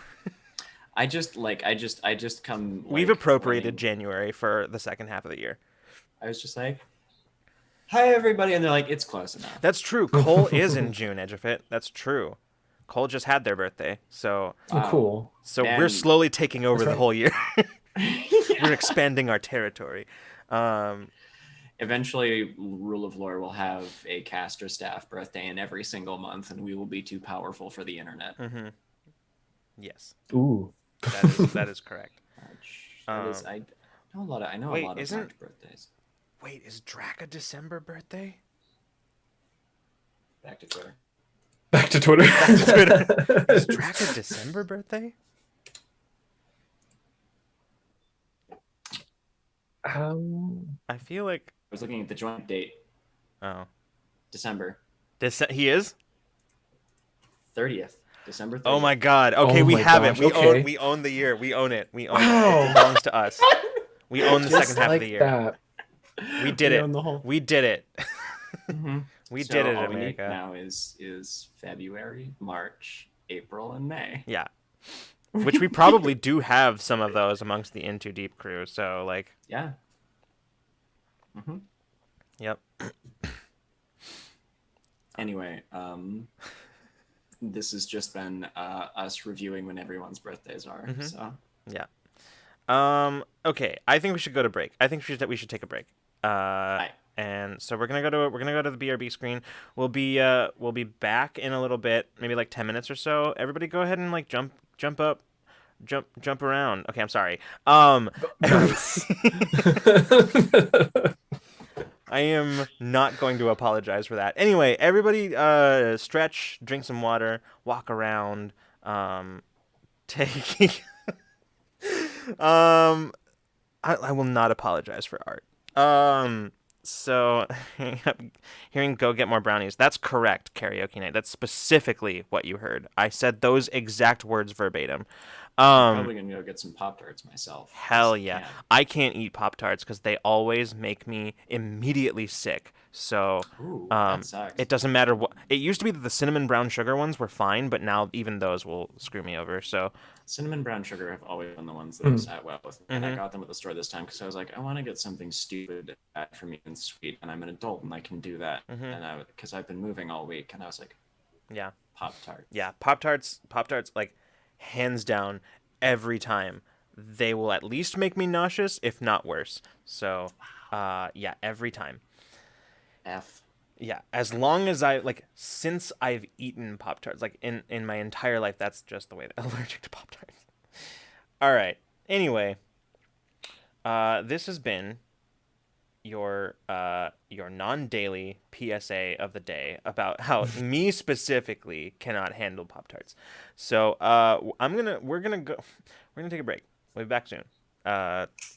See you in a few minutes. See you in a few minutes. And if the audio plays, who knows if it's gonna play or not? I truly have no idea. I will see you in a bit.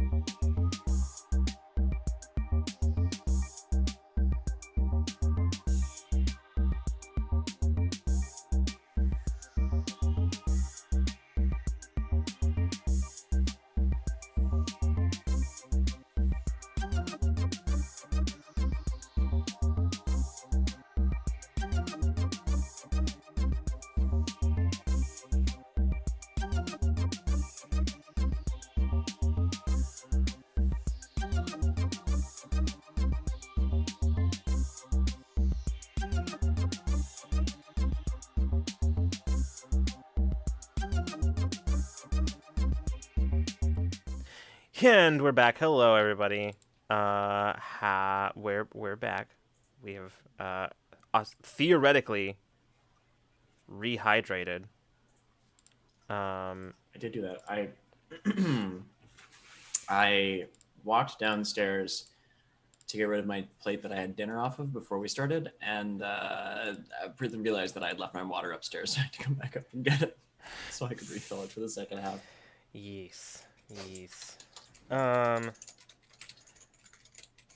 I will admit that my brain doesn't know what to do right now, because not only has it been the normal length of Ramblemancy, but it's also before we would normally have started Ramblemancy, and my brain doesn't know what to do with that information. What is this new land? Over the break, we were like, I think I said it. I was like, normally this would be like us talking on break right now would normally be us like riffing pre-show. Yeah. And like explaining to our guest how Ramblemancy works, which is just like, yes, you can swear. It's not an interview. This is a round table. Yep. So feel free to jump in with your own observations at any time and questions. Yep. What else? There's probably other stuff that we say as well. I don't know. I've fully forgotten how to do this. Like, we have done this to ourselves. We've chosen to do something outside of the normal scheduled thing, and it has completely destroyed every part of our brain. So, they actually go on break. We did. We did, in fact, go on Not break. 5 minutes. Did you say 5 minutes? It's like closer to 20. Wait, was it? It was like 15 at least. At least. Oh, that's right. I did hang up string lights during the break, so it was more than 5 minutes. I actually did time it, so it's My a little brain- over 10 minutes. Yeah. My brain only registered the parts where I was out of the room, which is about 5 minutes. Well, as you know, John, time is fake. Yeah, It's I just shy of have 15. it. Okay. I don't have. Illusion. I actually utterly lack object Red Mage permanency. Ray, hello. Good to see you. Welcome to the 100th episode of. I'm sorry. Let me try that again. Welcome to the 100th Rambleversary. Happy birthday, exactly Ramblemancy. Yeah. It isn't, because it hasn't been. This is not when this is like a completely different part of the year from when Ramblemancy started. Yeah. But Not quite, but it still would be very funny for like the happy birthday, dear Ramblemancy. yeah, that's nearly 1,000 episodes. And we're back, right back to the beginning of the stream. Well, So, okay, hey, since we're here and it's Friday right now, I can talk. We can. So remember how I've been like teasing all of our fantastic guests that we're having this month, and I haven't been telling you who they are.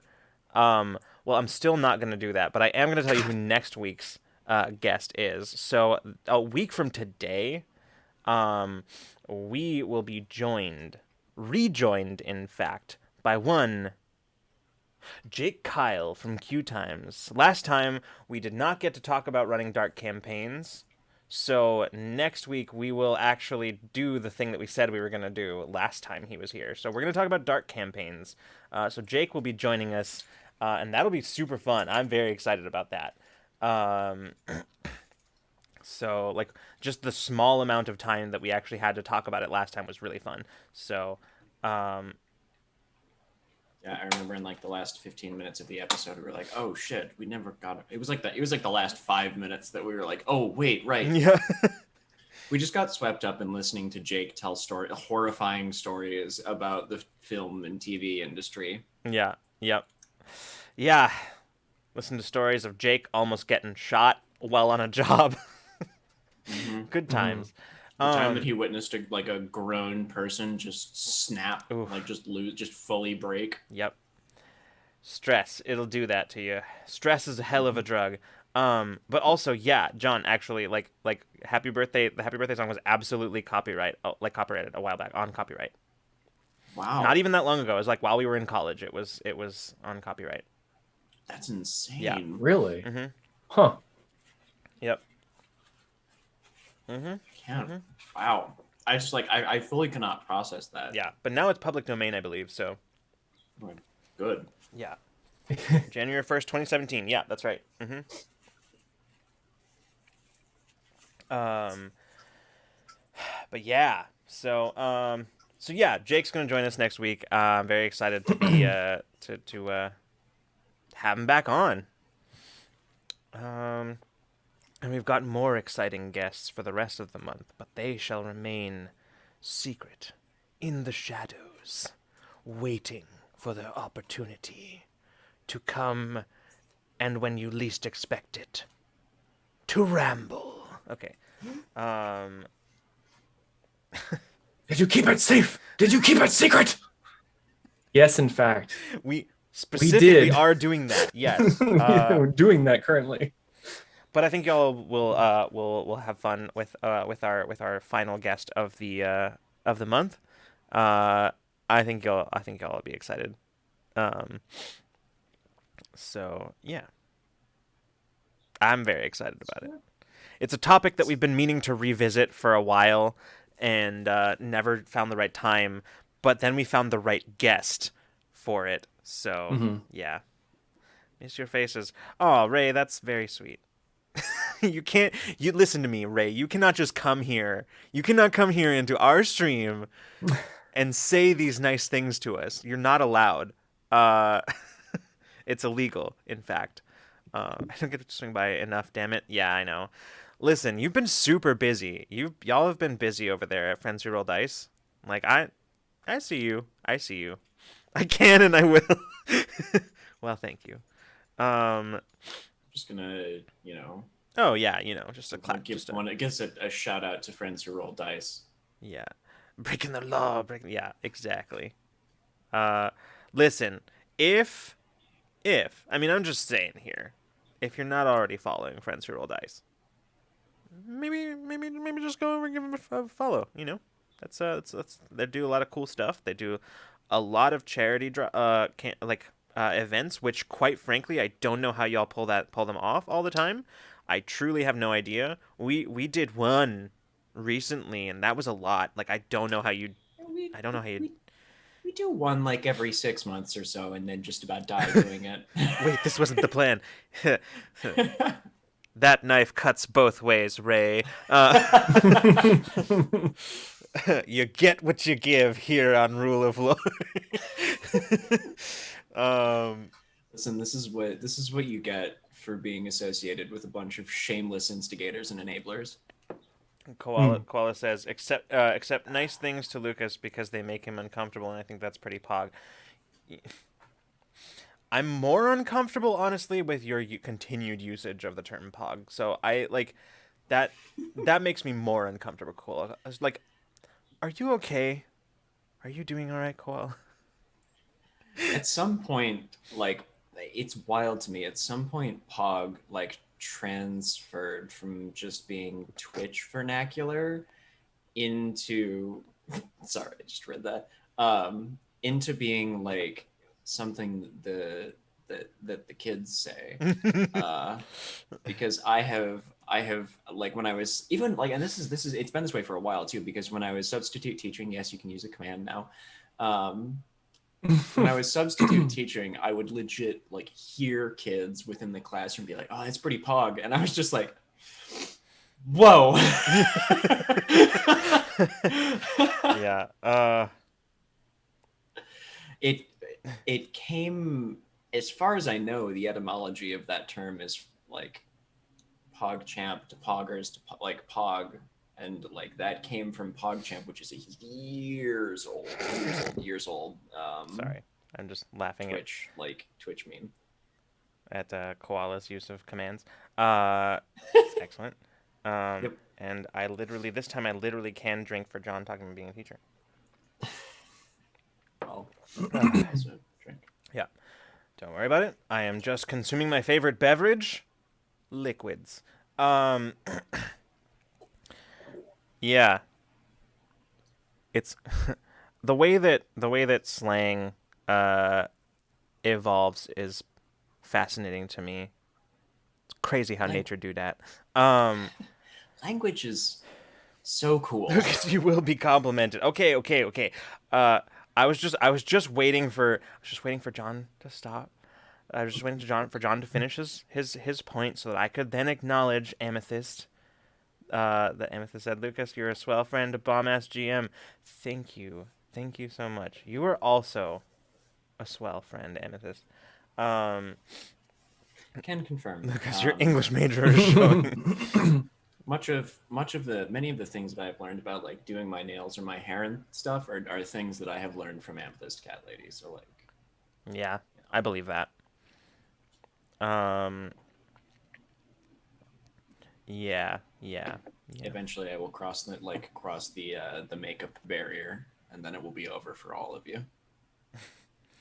Giga says, I like Lucas's voice and he has a lovely face, but his kindness and genuine enthusiasm is what makes him the best. Geek outs, thank you. That's very nice. Thank you. I suddenly remembered that time that Nico uh like came into our fucking chat and was like, question, how difficult do you think it will be to trick Lucas into reading compliments about himself and how he's a great and awesome person and an amazing GM? And I did it because I am in fact just Will Ferrell's character from Anchorman, and I just read what's in front of me without actually processing it until later. So disdain for Grey Jedi. I don't have disdain for Grey Jedi. I have disdain for people's interpretations of what Grey Jedi are. Okay, are we doing this? We're doing this. Okay. Fucking y'all pushed me to this. It didn't take much. It was barely a push. It was more like a gentle but you know what? Like okay. You go off. I have a prop too. Okay, thank you. Oh my listen, goodness. I don't have a problem with Grey Jedi. I think Grey Jedi are great. It's just Grey Jedi have never been. I mean, maybe they are in current canon or whatever. I don't think that they've actually been established as current canon. So my point stands. Grey Jedi are not, as many people believe, a balance between light and dark. So I had my English major showing. Now I'm gonna have my my Star Wars nerd showing. Here we go. Ready? We're doing the deep dive. Back in the days of the old Republic, like we're talking the old ass Republic. Like there was the Jedi Order. Like the Jedi Order was established as like this sort of it was never a monolithic order. There were many different.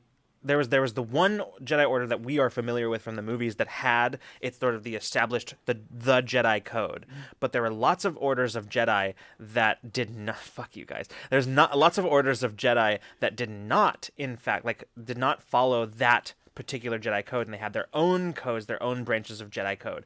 Those were Jedi who were still Jedi in every sense of the word. However, they did not adhere to the like the main Jedi Code, and therefore, while they were still fully followers of the light side of the Force, they they were considered Grey Jedi. It's literally like we're talking about orthodoxy here. That's what we're talking about. Orthodoxy within the Jedi Order. But everybody's convinced that Grey Jedi or like, oh yes, they balance the light and the dark side of the Force. And like that's not what Grey Jedi were. Qui-Gon Jinn is an example of a Grey Jedi. Remember what he said, what Obi-Wan says to him in The Phantom Menace. If you just follow the code, you'd be on the Order. It's because Qui-Gon Jinn was a Grey Jedi. Anyway, I'm done now. Hell yeah. Like I'm just... Anyway, so Ray, to answer your question, no, I don't have disdain for Grey Jedi, just people's incorrect interpretations of Grey Jedi.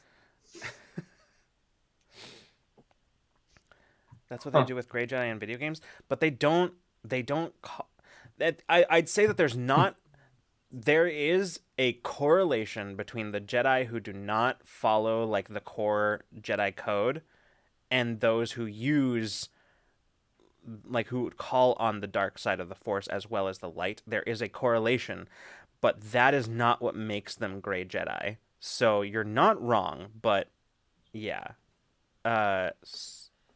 Yes. Anyway, that's all I have to say about that. Technically, both definitions are correct. Yeah. No. That's yes, exactly. That's what I was just saying. Like that is exactly That's what I mean. It's just that the definition of gray Jedi doesn't come from specifically use calling on both the dark and the light sides of the Force. It's more about an issue of adherence to orthodoxy as to like what is considered the Jedi code. But yes, you're correct, Ray. It's one of those things that there is overlap. There is a Venn diagram of gray Jedi where like the middle section is like don't adhere to the Jedi code and also call on the dark side and the light side of the Force. And you know what I'm saying. I don't have to explain to you how Venn diagrams work. You know what I'm talking about. Wait, how do they work? Oh man. Before I drank for no. John talking about being a teacher. Now I'm just drinking for John being John. Now I'm just drinking to retain my composure. You know, it's it's just it is there an off-white Sith? I think you just described Asajj Ventress. So yeah. Anyway. Although she's never mind. We're not going to get into that. We're not going to I will not dignify this with further response than I have. I drink to forget about John, but I always remember. Take the sunglasses off. Okay. Listen to me. I maintain that one of the I love Star Wars Clone Wars, but the best thing about Star Wars Clone Wars was Asajj Ventress's arc. That is my favorite thing about Clone Wars, and I think we need an Asajj Ventress as a bounty hunter standalone series. I would watch the shit out of that. Mm-hmm. Yeah. Yeah, I would. Just sending that out in the universe. The Night right? Sister turned Sith turned bounty hunter. That would be a dope fucking show. And the Asajj Ventress Ahsoka team up for like several episodes was the coolest shit. Like that was so fucking awesome. Oh wait, we're getting an Ahsoka series. What are the chances that Asajj Ventress makes a comeback in the Ahsoka live action series? Hopefully. I like the brain that I forgot that we were getting an Ahsoka series. Me too. So like my brain went straight to the Mandalorian. Honestly, Ventress could make a comeback in the Bad Batch. Oh yeah, true. Any of y'all been watching the Bad Batch? Like, I'm not going to spoil anything but I will say it's fucking excellent. Like, it is truly amazing. Like, it's so good. Some of my favorite Star Wars content that's currently out there. Yeah, I've been meaning to pick up the Bad Batch. Yeah. So I remember you talked about it, and every time I log into, I think it's on Disney Plus. Yeah, I see it. Legitimately, it's just Star Wars continuing their latest trend of like clueless single fathers just doing their best. It's incredible. Clueless single fathers just trying their goddamn hardest. Yeah, that really was the vibe of the Mandalorian. Like it was, and it's what made it so charming. Yeah, it's one of the things that made it so charming. Now it's the same. Now picture that same vibe of the Mandalorian, but there's like 4 of them. There's four dads taking care of a kid, just doing their best. You know, Amethyst Cat Lady said it better than I could have possibly, which is this is the way. I agree. Yeah, this is the way. Karaoke Night said, Ahsoka, farewell at me, and now I'm mad.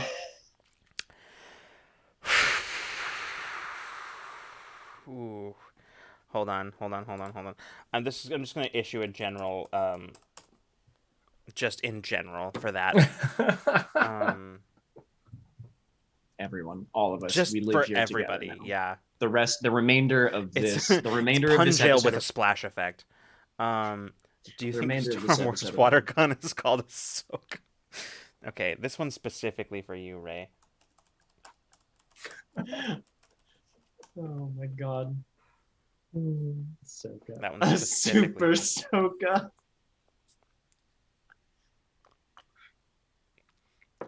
Ken Burns' Clone Wars documentary when? Yes. Yes, jolly old Nicholas Liz. I need that to be a thing. God, who would I mean, like, but sorry, I forgot to secure the door when I closed it, and because the door to outside is open, it opened on its own. 1 second. It opened. Right, I'm gonna It's fix the this. ghost. It is quite windy over here. Mm-hmm. I am enjoying it. Seeing as where I'm located is right next to the water heater. So It is hot as hellfire here. It was a little bit cooler today, and by a little bit cooler, I mean that it was 90 degrees Fahrenheit, which is about 35 for those not measuring in freedom units. oh joy. Yeah, it was fun, and by fun I mean not at all. It rained a little bit today, which I think like took some of the edge off, but I'm pretty sure tomorrow is supposed to be like almost 100 again, so which is 37 for those not measuring. Climate is a scam. Truly, it is. I moved to Minnesota because I was like, surely this won't be as hot as Florida, and Minnesota was like, that's where you'd be wrong. Probably different, maybe kind of different. Different kinds of heat. Yeah, that's what I was trying to say. Different type. When it's like real humid in the summer here, it's kind of similar actually, because Minnesota, Really? when you think about it, it's not quite as bad as Florida, because Florida is like fucking tropical swamp heat. But Minnesota is, because it is land of 10,000 lakes. There's a lot of swampy area up here, and so it's just land of 10,000 lakes, land of 10 million mosquitoes. No, listen. I know Minnesota is all like, we're the land of 10,000 lakes. That's fucking PR, okay? Minnesota, like 10,000 lakes. You just described a swamp.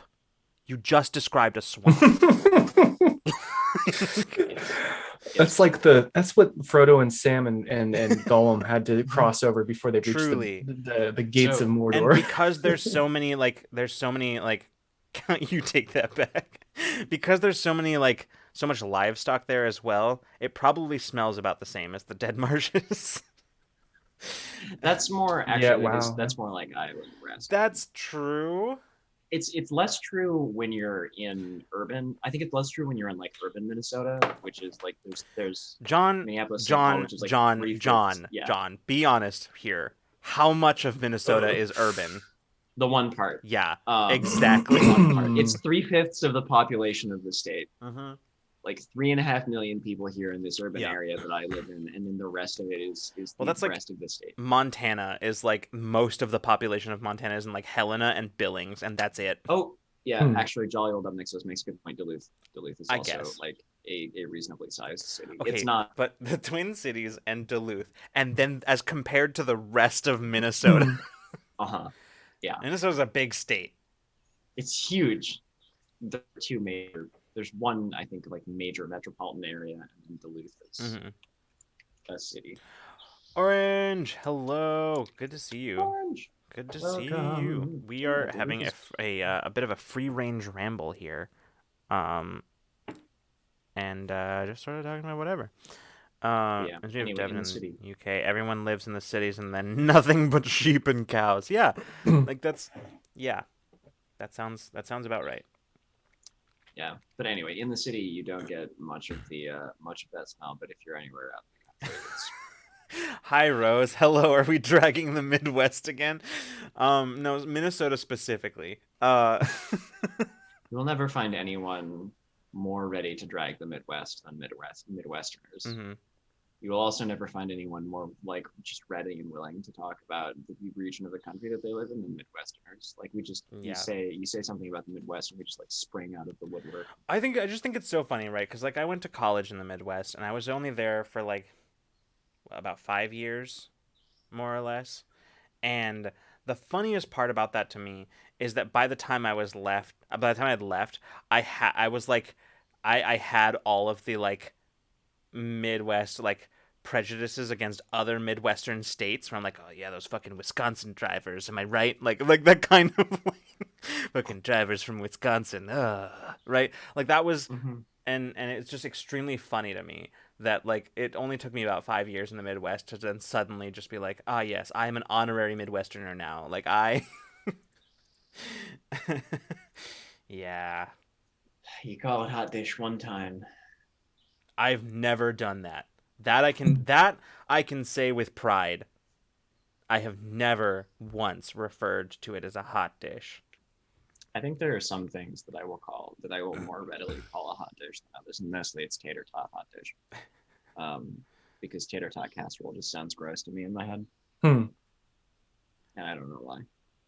Yeah, I I don't. couldn't explain it. Couldn't explain it if you asked me to. Newly Human says Midwesterners as compulsively polite, but we have opinions on, or are compulsively polite, but we have opinions on everything. Yes, Yeah. that's fair. It's just a matter of whether or not y'all will express them, and the answer is no most of the time. Yeah, Midwesterners passive aggression is like a second language here. Tater tot dish. I do love a good portmanteau jelly. I love mixless. I'm into that. I I'll allow it. Tater tot casserole. That is a spicy take. Geek outs on tater tot casserole. I listen from a health standpoint. Yes, it is a crime against humanity. Hmm. It is nothing but fucking meat and a few legumes scattered in there. So there's something green, peas, and usually what I see in there, and maybe some onion if it's part of the cream of whatever soup that the person used in it, and tater tots and cheese. It's a horrible thing that you should never Here's the eat, thing. but it It is can be also done. very It good. can be done Hmm. well Mhm. if you have the ability, if you have the skills to make your own sort of like cream sort of stuff instead of Yeah. just using cream of Hmm. mushroom soup, like Yes. canned cream of mushroom soup.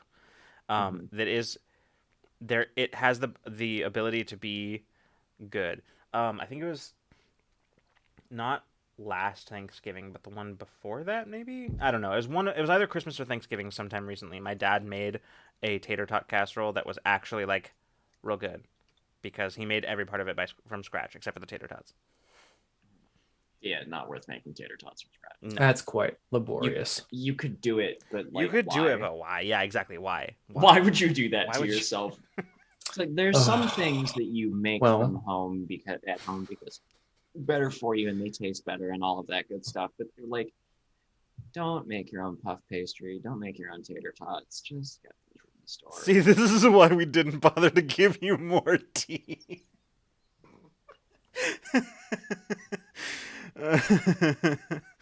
uh, yeah. Matt is slandering poutine. I will not hear it. Hey, listen, I'm not Canadian. I don't give a shit. I appreciate poutine, but like, I could take it or leave it.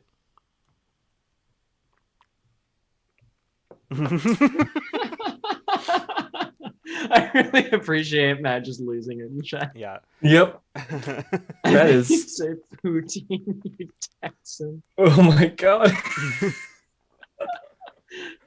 Good. I love this. Face it, poutine, you Texan.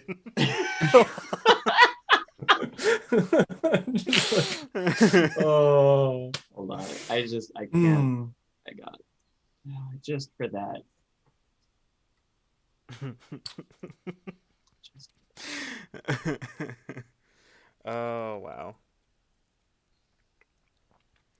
And some of my friends do, but actually I don't speak about.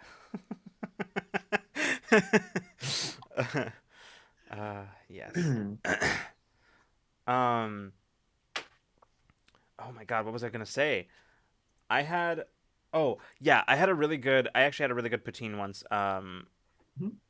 When I think I weirdly it was when I was in Minneapolis. My girlfriend and I at the time were on spring break in the cities, and we went to this kind of this really interesting like dive bar kind of place, and we ordered poutine because we were kind of hungry. We wanted to snack while we were mostly there for the beer, but like we wanted to snack while we were eating, and so we got the poutine because it was like the most, like it was the only thing on the menu that actually was like, I think, had anything fried in it, and we were really wanting fried food, and it was a huge plate. It was so, we did not finish that plate. It was so much more food than we wanted. It was a lot. Yeah. I was taken to Matt's bar up here for my It's like funny because, first ever sorry, Juicy Lucy. just I'm going to interrupt you for a second because that's actually why we couldn't finish the poutine, because earlier that night we had gone to Matt's bar for a Juicy Lucy.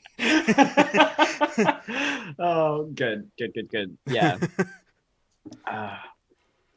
No, like they're so good. They're ridiculous. This is another like weird Minnesotan food that I just super appreciate.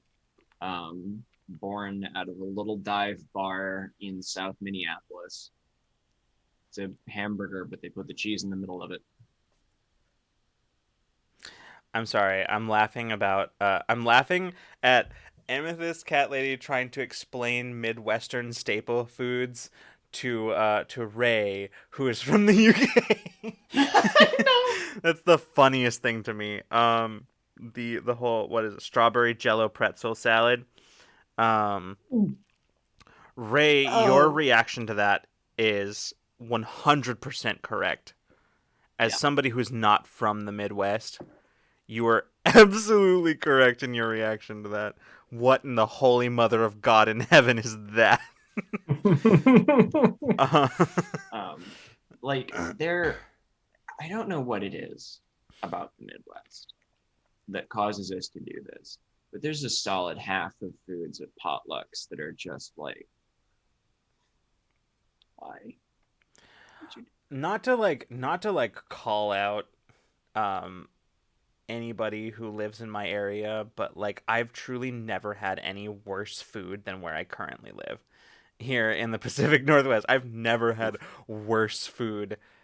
Like, and I'm talking restaurants and just like at people's houses and potlucks and things like that. Like, I have never had worse food, except for that one. I think I talked about it on stream a while back. That one like biscuits and gravy that I ordered when I was at my like friend's wedding, the day of my friend's wedding, and like in the middle of fucking nowhere, Idaho, which is, I realize now describes all of Idaho, but like there was just this horrible. I'm not even gonna describe it. It's not worth it. It's not important. But yeah, like I've never had worse food than I have had here. um, it's bad. Nobody where I live knows how to cook. I'm so sorry. It's terrible. Like that's one of the reasons why I'm so lucky. I feel so lucky to have my dad around, because my dad is like a classically trained chef. So like, I really need to come out and visit mm-hmm. now that like everyone is vaccinated, because and not so that we can like have Ramblemancy in the same room like for one episode or anything like that, but just so that your dad can cook for me. Yeah, that's important. That would be fun though, like having like a, if you were to come out here and we had like an in-person Ramblemancy, that would be great. Yeah, Wow. I would love to do that. Mm-hmm. I would love to do that while the weather We'll have is to nice. like delve into the depths of our memories to remember how to set up for Ramblemancy in person. Yeah. No, Oh you my see, God. that would actually be the easiest thing for me to do, because that's the kind of thing that sticks in my mind as setup for like shows and Yeah, stuff. I never yeah. forget. Yeah, Mm-hmm. we'll have to fully rely on Freeman for that one. The only And thing I've that's never going to be been in there. inconsistent is going to be lighting, as it always has been. It So always it's has fine. been. Like that's all, just the astronaut meme. Always has been. Pacific Northwest just kidnaps me forever. Like I move into this great new place, and then all of a sudden I'm just living in somebody's basement in the PNW. Mm-hmm. Yeah. Yep. So there's some biscuit discourse, and yes, Ray, biscuits in the United States refer to salt water and flour. Hey, listen. Do Yeah. not disparage the honor of biscuits, of like No, American I biscuits. They fucking are love biscuits. they are excellent when done correctly. They can be done very True. badly. They can be done extremely badly. Big Sadly. big fluffy buttered like diner biscuits. It's the like the layers. It's all about the layers, Yeah. you know? Mhm. Like flaky and be able to like peel them apart layer by layer and Yeah, and that like when they're fresh baked, you get just that rush of steam out of the middle of them. Ugh, mwah, so good. What so the hell is that? What are you talking about? what are we I have to talking about? scroll. Hold on. I got to see this now. I have to scroll up to see what this sin was. I mean, John, I have all the cats you could ever snuggle. And this makes a compelling point. Oh god. My stomach just turned. I'm gonna do this the easier way. Midwesterners will put a whole bunch of shit together and just call it a salad. Like it doesn't matter what it is. They'll call anything a salad. We really will. Strawberry pretzels. Ooh. Of course it's on Betty Crocker. Oh, I see what they've done. They made some kind of bar. AKA a sad cheesecake. It is. You're not wrong, Ray. Mm. You are not wrong. It's just sad cheesecake. Mm-hmm. Mhm. Ray, let me help you out here. Let me help you out in understanding. Ready? Are you ready for this? Okay, ready? White people. The literal worst. The literal worst. That's all I have to say about that. Scott, it is all just like it's all just white people food. There are many salads that are incorrect, and I'll own that. Yeah, jolly old Edmonds. Yeah. I mean, like I'm also a Midwestern born and raised. Mm-hmm. I grew up about 2 hours south, depending on the traffic out of the cities, from where I live right now. So,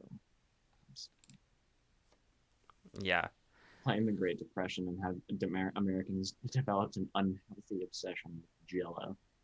Jell-O is the weirdest thing. Like I used to love that shit when I was a kid. Like specifically Jell-O eggs. I loved Jell-O eggs. Mm. But it was for me it was more like a texture thing. I just loved the texture of Jell-O. But like when you think about Jell-O too hard, you realize that it's actually a fucking abomination. Like Jell-O. Let's see, there's a Hot take. Ranch isn't that. Ranch is a situationally useful condiment. Amethyst, be careful or they'll throw you out of the Midwest. You don't say that too loud or they'll throw you out of the Midwest. Listen, my standard like trigger phrase for a Midwest, like a Midwest accent or affect is like, "Oh, let me just squeeze past you there." It's ranch from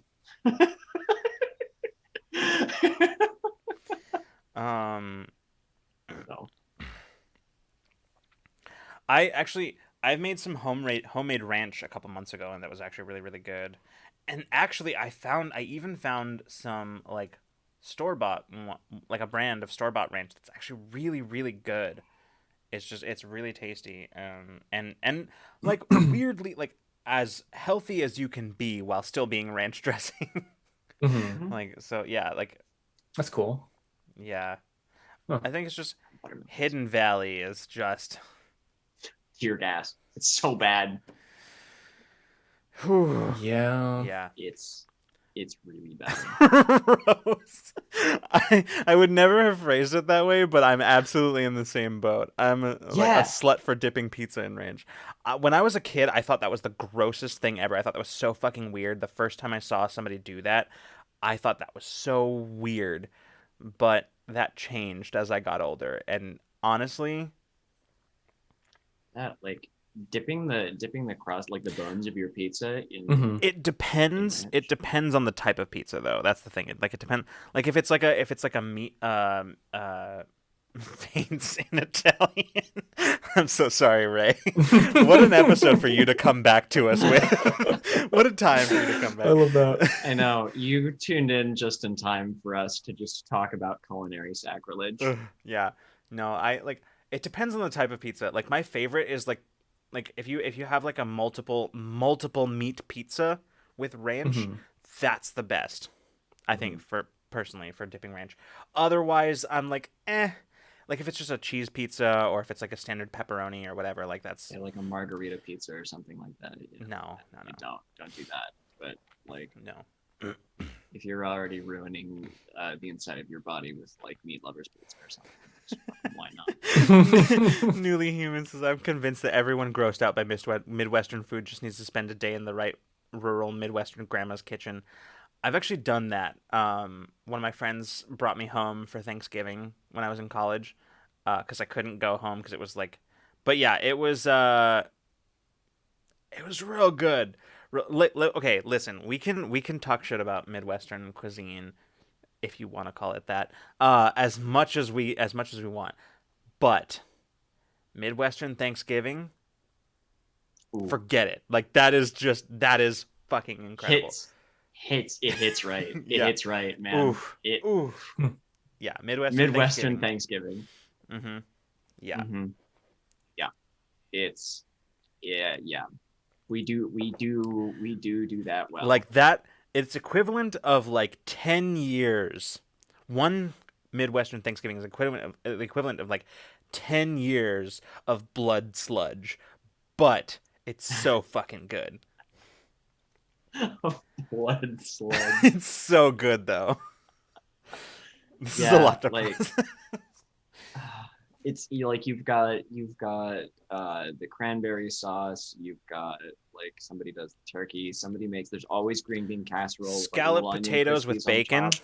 Yep. You got those in there. Hmm. Fuck, what else? You have usually like this, and this might just be my family thing, but I feel like there's a bread baker in every family. Somebody always makes like rolls to put like butter and honey or something on, like and to soak up gravy and stuff with, Yeah. like turkey gravy from the turkey. Rose said, "Is yams Hmm. with marshmallow a Midwestern thing?" I don't know if it's Yeah. exclusively a Midwestern thing because, like, for the most part, I've seen that. I don't know where it started, but like that seems standard to me. My dad does that. My dad definitely does that. So, um, Yeah. and my dad's a Um, bit of a like a cuisine, like a food snob. So like, take that for what you will. yeah. The marshmallow thing, I don't think it's unique to the Midwest, or like I don't think it's original to the Midwest. But I know that it happens here because I have seen it at my own family gatherings and at other people's. So I've never been a huge fan of that. I usually just like to drizzle a little bit of like just a tiny bit of like brown sugar or honey or something over them as the potatoes are finished, like the sweet potatoes are finished. Explain blood sludge. I'm talking uh about clogged arteries, my dude. I'm talking about Hmm. clogged arteries. Um, Yeah. blood sludge. Yeah. Shit is not good for your It is not cholesterol good for levels. you, but damn if it isn't delicious. It's so fucking good, dude. Uh, I've been the cook for the last few Thanksgivings that my family has done, Hmm. and I very much enjoy doing it. Ray said, "Here I am thinking y'all having barbecues and marinades and slow roasts, and now I'm hearing this sacrilege." I mean, no, you're not wrong. The thing is, here's the thing, Ray. America's big. It's It's fucking huge. fucking enormous. Yeah. Um, and there are different parts of it where different things are acceptable. Um, Yeah, like down south is where you get most of like Southwest. the really good southwest is where you get a lot of like really good like barbecues and marinades and stuff like Hmm. that. Like that's like where you get like the I feel like the thing that people traditionally imagine as like American food is like those big barbecues. And there's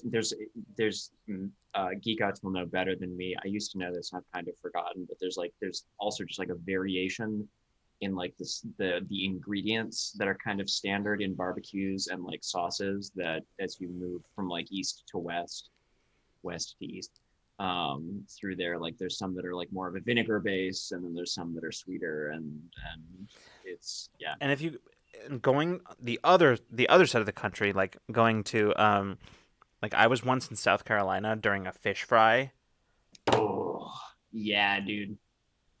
Oh, There's like also they're like fried oysters. They had fried oysters Hmm. there and like a full on fish fry.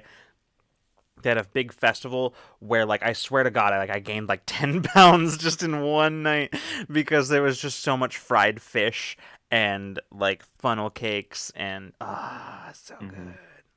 Well, and then like out east, you get stuff like crab boils and I'm trying to think of the name. So the thing is, Ray, I was planning on traveling to America, but now I think I got to pack a freaking kitchen. The thing is, we're talking about like probably something we're talking about like very like low mid-range food. You can find basically anything is the thing. You just got to know where to look. You got to know where to look. Um, Mm-hmm. where I suspect you will be going if you come to the US, I have heard that they specifically have like like a really excellent mix of foods there, um, which is sort of in like the kind of northeast New England area. Like there's a really like a Mm-hmm. lot of really good foods that you can find out that way, like a good mix of Yeah. cultural cuisines and things like that. Um, right now, mostly what we're talking about is the kind of stuff that you'd find at like fairs or like This is like Amethyst said earlier, this is the kind of stuff that you find in a church basement at a potluck. hmm More and really like truly what it Does is that it's core. translate? I wonder if that like translates, like if that means anything to somebody It, from that's not fair. the rural US. Yeah. Anyway, church potlucks for those that are out of the loop on this one is it's just like community gatherings. Like a potluck is just a community gathering where everybody brings a pot of something, or like like so a few people will bring desserts, a few people will bring like main things to eat, a few people will bring sides, and then when you do that, then you have like just this huge smorgasbord of a bunch of poor white people food. Um, Yeah. Yeah. It's basically Now I'm hungry. I know. It's it's a little bit like tea time, but less like snack focused. It's usually yeah. like kind of a like It's like what you would do for a snack, but if you then tried to turn it into a meal. yes, I think that's the best way to Yeah. describe what a potluck is. They're usually a lot of times they'll be like fundraisers. They'll be like they usually accompany something like some kind of event. hmm Um, like a big like Boy Scouts meeting in the local church or something like that, or Yeah. like the state like there's a fair going on in town or like some kind of event. I lost it. No, that's what we have Just this channel for. If you spell it that way, that's what we have this channel for. The snack. a Um snack. anyway, Well, um I've seen one in Stardew Valley. Wait, seen a marshmallow yam? marshmallow yam.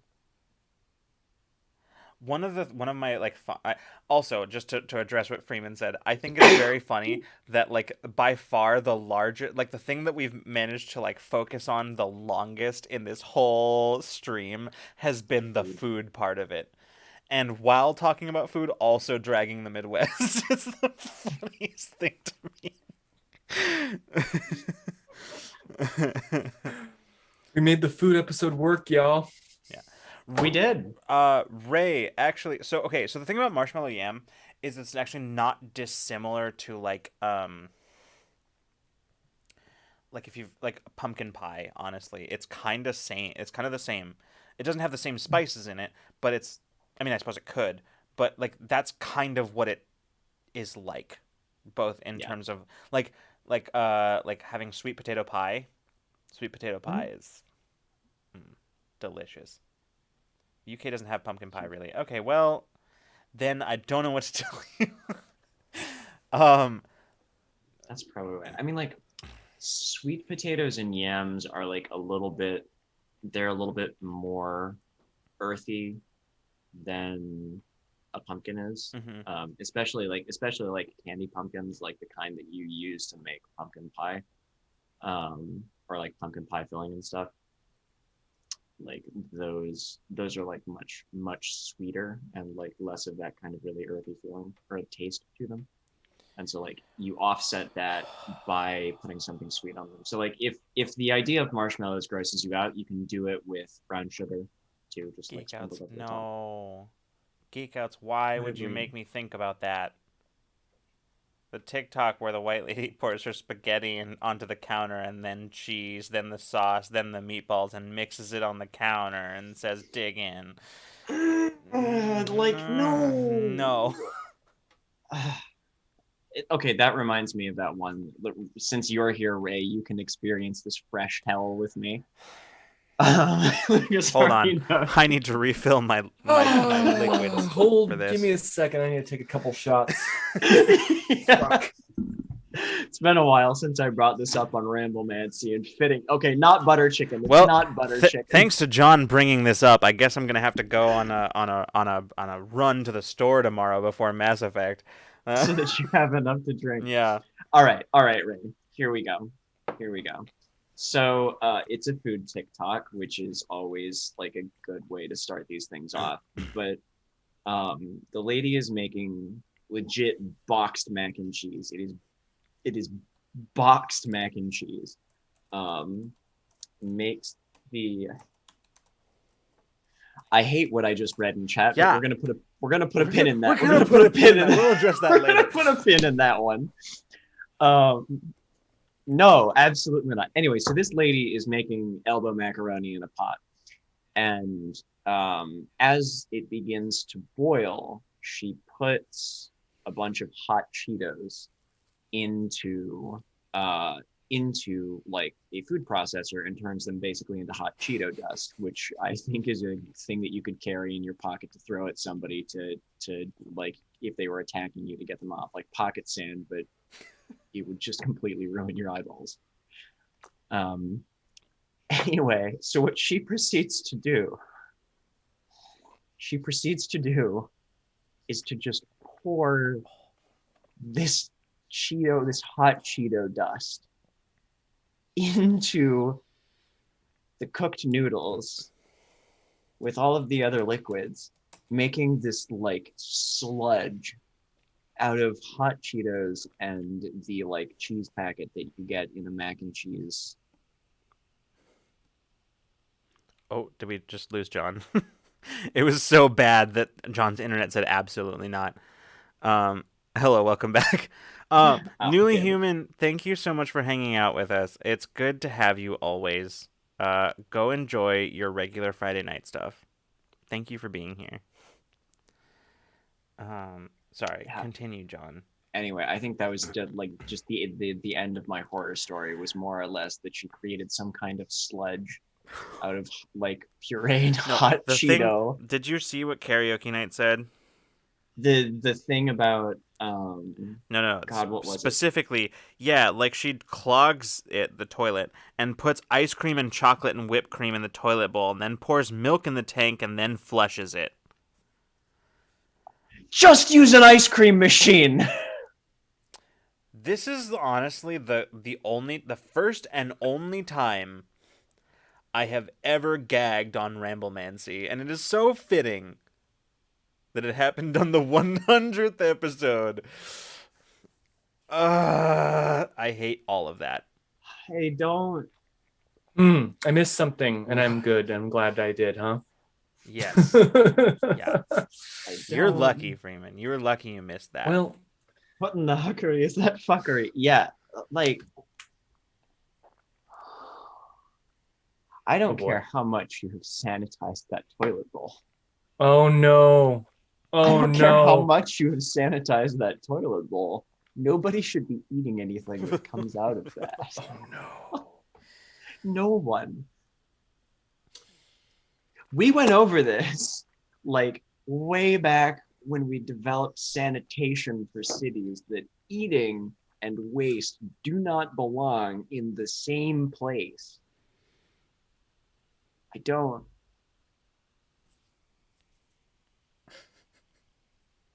I'm gonna have nightmares. I'm good though, because I've been vaccinated twice, right? That's so right. Yeah, that's right. Good. So we actually can lick toilet bowls now if we want. I've been ready. It's license to lick toilet.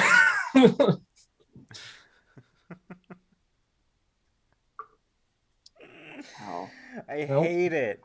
I hate that so much. Is there what's it called? Is it called latrine stew? Is there a name for it? That sounds like a I don't. euphemism for something I have. else, and I don't want to talk about it right now. Okay. Anyway, I have no context really. I'm not gonna look. I'm not gonna know. I'm not going to know. But Also linked, but yeah, we all have 10G. We've all been microchipped. Yeah, it's actually isn't it 15? There's 3 of us. Oh yeah, yeah. and we've all had 2 shots, which makes 30G. I thought that the 2 shots together brought you to 5G. Oh, so it's 2.5 and 2.5 Yeah. will bring you up to 5G. Exactly. Yeah, 2.5. That's why you need 2 of them. That's why you need 2 of them. Yeah. But Right. you see, except for the J&J, because that one is just a 5G shot. they're ahead of the curve over at J&J developing a 5G microchip. Yeah. Like that is small enough. Yeah. Anyway, wait, did we ever get confirmation as to whether it was additive or exponential? I don't think so. I'm gonna stick to my guns on exponential. I'm hoping it is. Each Johnson is 2.5G. Yeah. That's why there's 2 of them.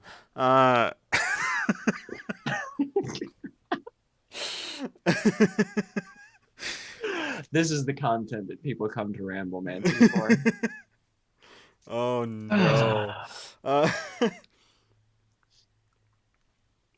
It is here too, Ray. Here. Yeah, it is here too. John Wick. So it's about bad food. Yeah. Oh, 100%. Just flashing back to the funniest joke that I've ever made that no one will understand. I know. It's okay, John. It's okay. 3 people, two other people heard me make. All of those people are here right now. It's you, myself, and jolly old Up Nicholas. So, Johnson. Yeah. Bit of a Wickerus situation. Shut the fuck up.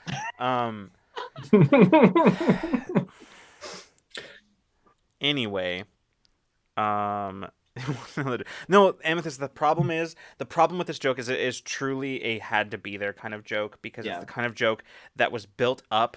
Like the build up to the joke was just total nonsensical conversation, none of which has any context, and it will not be funny outside of the moment. It was just, there was yeah. I couldn't even backtrack through that conversation in my head right now. It truly was. It's one of those jokes where like the buildup was just each of us. Like somebody said something really stupid, and then somebody else just sort of like accepted it and just went with it and built on it, and we just kept going. And then John came in with the punchline, and then that was it. And the thing is, we're all just done. There is no way to like contextualize that joke.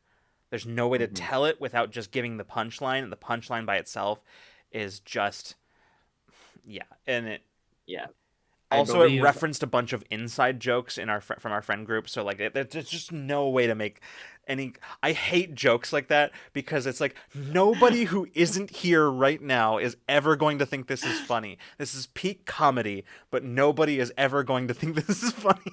I know. It's the best kind of jokes, but it's also the absolute worst kind because you cannot share them with anyone else. But I think jolly old Up Nicholas's exact reaction to my delivering that punchline was, "How dare you?" Yeah, he's like, "Don't ever speak to me like that again." Don't ever talk to me and my son ever again. It is, and now I hate it on principle. Yeah. Don't look at me in that tone of voice. Would you prefer this one? That is one that I can. I'm just waiting for that to catch up. That's hot. No. There we go. Cool. I have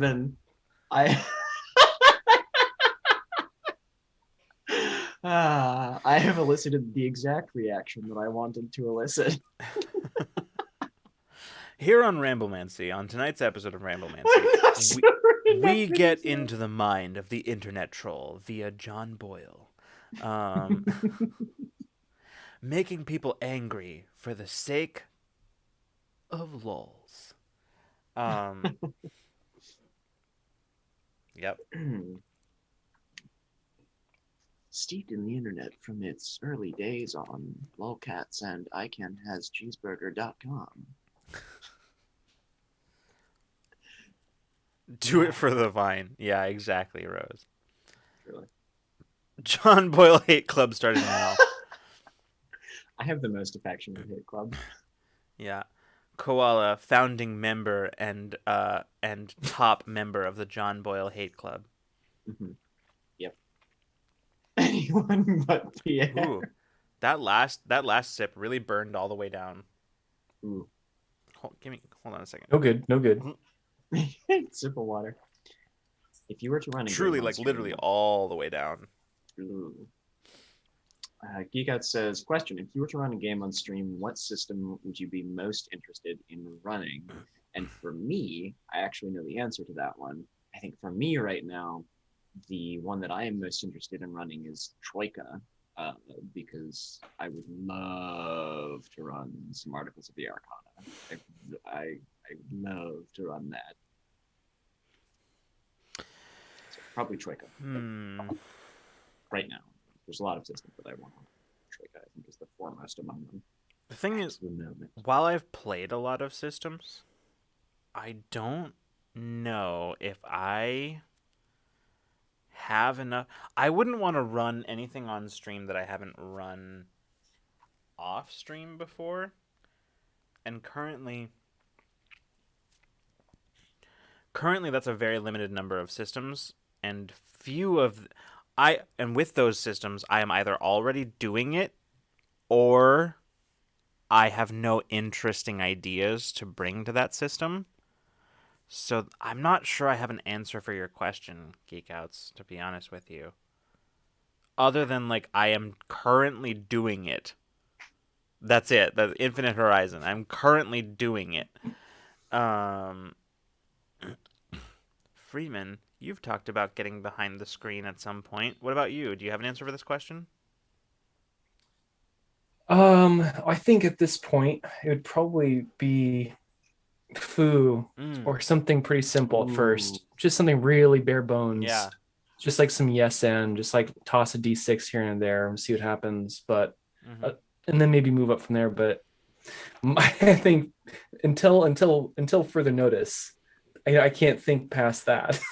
Fair. I mean, it's a lot of creativity. Mr. Argok, welcome. Hey. Good. Welcome to the space. Also, Matt, you do make a compelling point. I forgot about the game that I literally wrote, which I would running a KNT one shot on stream would also be very fun.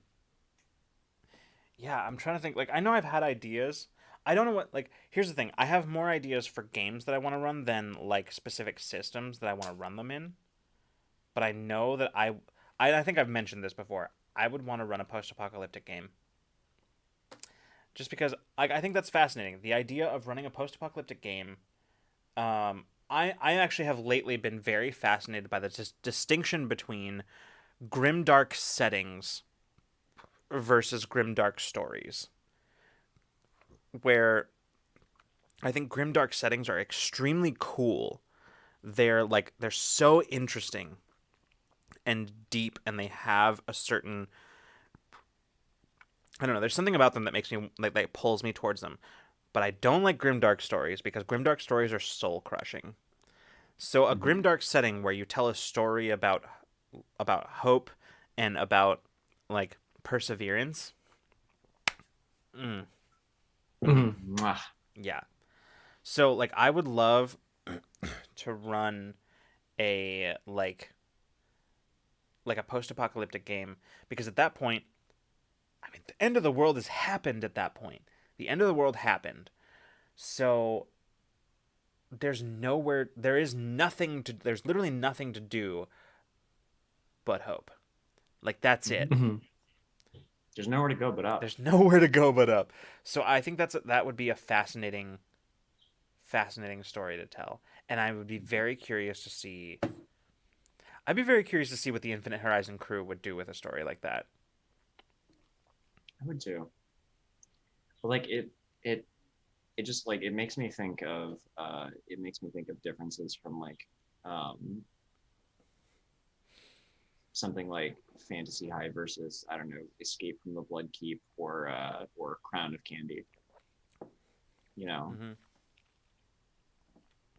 Yeah, I'd be very interested to see what they make of that. yeah. So, like, to answer your question, Geekouts, Hmm. I have more ideas for for like the type of game that I would run than I do for like the system I would run them in, if that makes sense. Mhm. So, yeah. Yeah, it almost seems like, and it's very important. I don't really know, but it seems like from my perspective, it's very important to like come up with the kind of like story and the people in the story that you want, and then tailor the mechanical part around that Yeah, instead Mhm. of the other way around. absolutely. Because that's the thing is like a thing that like you're absolutely right about that, Freeman. Because like for me personally, there have been lots of times where I'm like, I want to play this game, and then I come up with an idea where I'm just like, yeah, let's do that, and then it turns out in the process of playing that game that you realize this system doesn't do this type of game well, right? So your approach is much better, I think, which is to like just determine the type of game you want to play and then find a system to facilitate that. And I think that's really the most. I'm sure you could do it the other way and still have fun, but yeah, I Yeah, think you'll I think you're why make your life harder than it has to be? That's all I'm saying about that. So, Yeah, yeah, don't put the cart before the horse.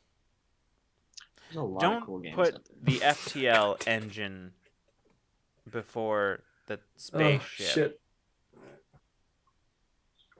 but I want to. Unless it's a I also solar want to sail be. based FTL, then you definitely want it in front of the ship because that's how sails work. Mhm. I Anyway, also want to be in a post-apocalyptic. I want to play in a post-apocalyptic world, but not necessarily have that be the story. Just because it is, as often as those watching those stories can be kind of in a way compelling, and when even in like it's so dark and it's gritty, it's like, oh, they're so good at that role, they're playing that role so well. I don't think I could play that role very well, so having it just be the world mm-hmm. versus I have to act like I'm really just like super fucked would be like really hard to do. It'd be easier for me to be in a post-apocalyptic world, but also just be like, nah, just on a more cheerful level, Mm-hmm. I guess, and trying to like push through Yeah, and like making things better rather than being like yeah. super gritty. Personally, and like to that point, I personally don't really get the point of grimdark stories. Grimdark settings, fascinating, love them. I don't get the point of grimdark stories other than to just sort of engage with and revel in cynicism. Mm-hmm. Like, I don't really get it. I don't see the appeal. Other than for like, I don't know. I truly don't Some get it. weird masochistic Yeah, reason, I don't know. yeah, Like, exactly. let me. It's like, well, the world is shitty, and that's the only way anything will ever be. Why? Who cares? Should talk on Yeah. that sometime. Yeah, I'm sure that there is probably, like there is with most things, a reason for its existence. But like personally, off the top of my head, like Yeah. I don't get it. I don't get the appeal of grimdark stories. There are many people who are self-flagellating like that. Yeah, that's yeah. Yeah, Grimdark. that's kind of what I sort And of you was know what, in. Ray? You're absolutely right. And I think mainly my main gripe against grimdark stories and is exactly what you just said. There are many edge lords in the world. Yeah. And it's the fact Listen, that like so often grimdark storytelling is done with shortcuts. Um shortcuts that truly don't need to be in there. if you have any shred of creativity. Like, you don't have to default to like things like sexual assault and like just extremely bloody and gory combat and Mhm. whatever. You don't have to default to those things to make something grimdark. And I think unfortunately that has become the shortcut that people use for writing it. And so that's probably where a lot of my associations come from. But I'm mostly talking about stories that like Game of Thrones that that seem to delight in rubbing the audience's face in the horribleness, like in truly horrible things, and just revel in that. And I think that's mainly because the preponderance of stories within the grimdark genre tend to be there, and so that very likely, Ray, that's kind of where I'm coming from, is that that's basically what I've seen. Only recently have I been able to find a distinction between like good grimdark and schlocky grimdark. And I think unfortunately, because of all the edgelords, grimdark is a genre that has a culture of permissiveness to it, to many of the darker aspects of humanity, all uh, under the guise of artistic grit. Mhm. Yeah. So yeah, Mhm.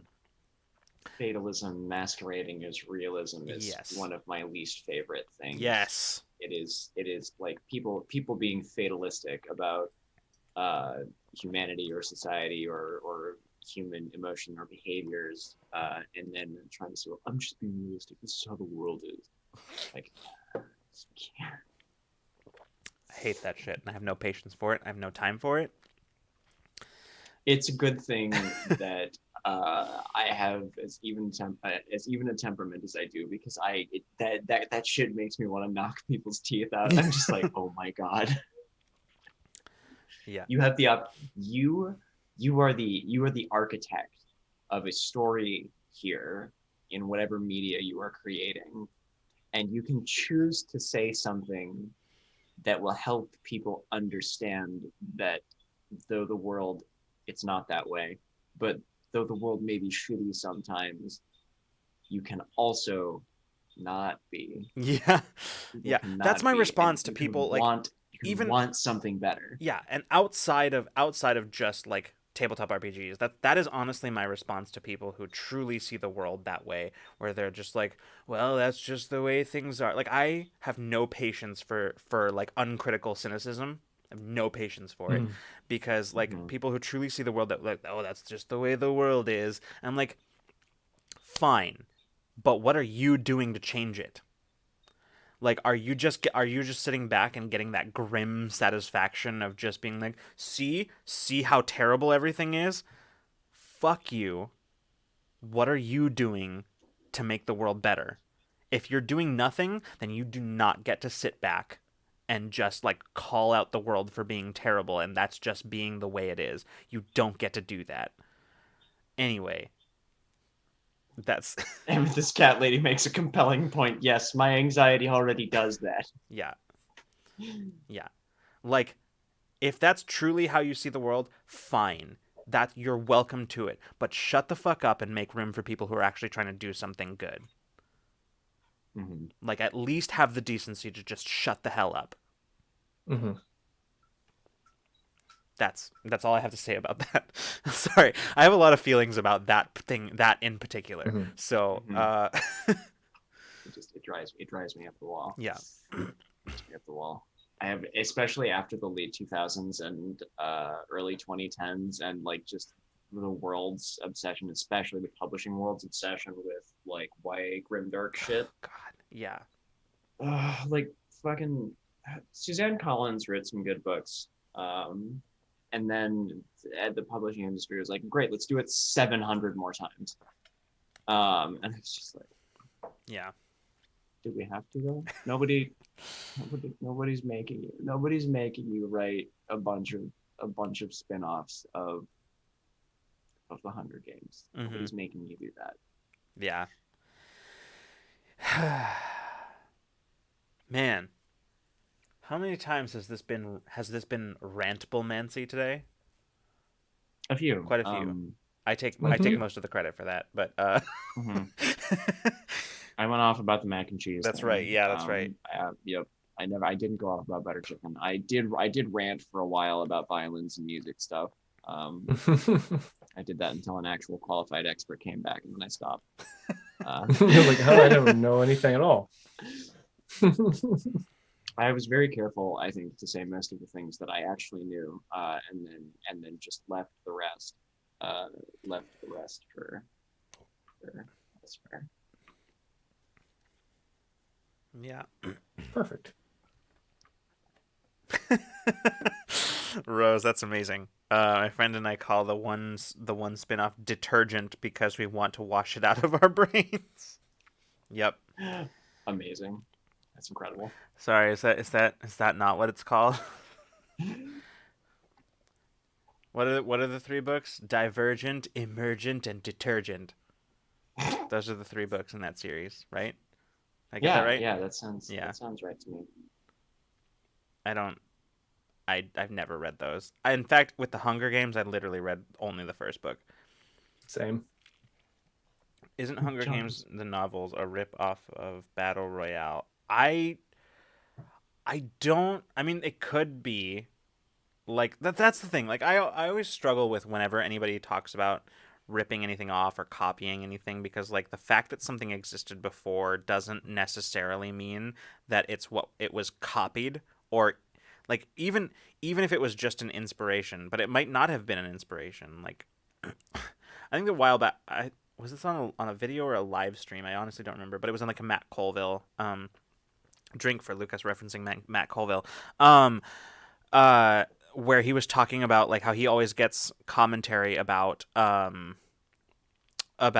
oh, isn't this just copying this? And his answer is, well, like, no, because I've never consumed that. That doesn't mean, just because it existed before the thing that I did doesn't mean that I copied it. It like, I've never consumed that, so I don't know. I've never consumed that media, so I have absolutely no idea what that is. So like, it's possible for different people to come up with the same idea totally independent of each other. It happens all the time here on Rule of Lore, where we share a single brain cell. Mm-hmm. But yeah, like that's so I don't actually know. Of course, there are other inspirations. Yeah, I actually don't know anything about anything leading up to the creation of Hunger Games. I truly know nothing. I have no idea what the inspirations were or anything like that. But I wouldn't be surprised, to be honest. So, um, Also, to answer Amethyst Cat Lady's question, this little friend is. I think their name might actually just be Little Bunny, or Little Bun, um, and they are a little plush that I've had since I was not old enough to know that I owned a plush. Um, so yeah, they've moved around with me basically everywhere that I've gone. If you go back and look very carefully at my stream background before, they were sitting on my bedside table right next to my print of one of my cyber characters. I don't know if they're actually visible. They might be sitting behind like the lamp, but they're on my desk now, so that they're always keeping me company. I have um, still a stuffed animal from when I was very small. In fact, from around, I think I've had it since I was born. And it is in fact the bunny from Goodnight Moon that came with Goodnight Moon. Mm. And so when I was, this is a fun story that I'm telling you about me as a child, because I was adorable, and y'all deserve to hear about it. Um, so uh, so in Spanish, which was my first language, um, like little bunny is conejito, right? Um, but I couldn't say that when I was a little kid, so his name became Kino, because that's the only thing I could say. So that's his name. hmm That's the only thing I could say. So yeah, That's his name. I still have him. He's like literally on my bedside table. So Yeah, this guy has always close to me. Where I've moved a lot in the last 10 years, but this guy has always been around. He always comes with me. He's small enough to pack and keep around. He came along on all of our trips, like when I was a kid, like whenever our family took a vacation. yeah. So, usually sitting in like my headboard or like on my bedside table. Mm-hmm. Yeah.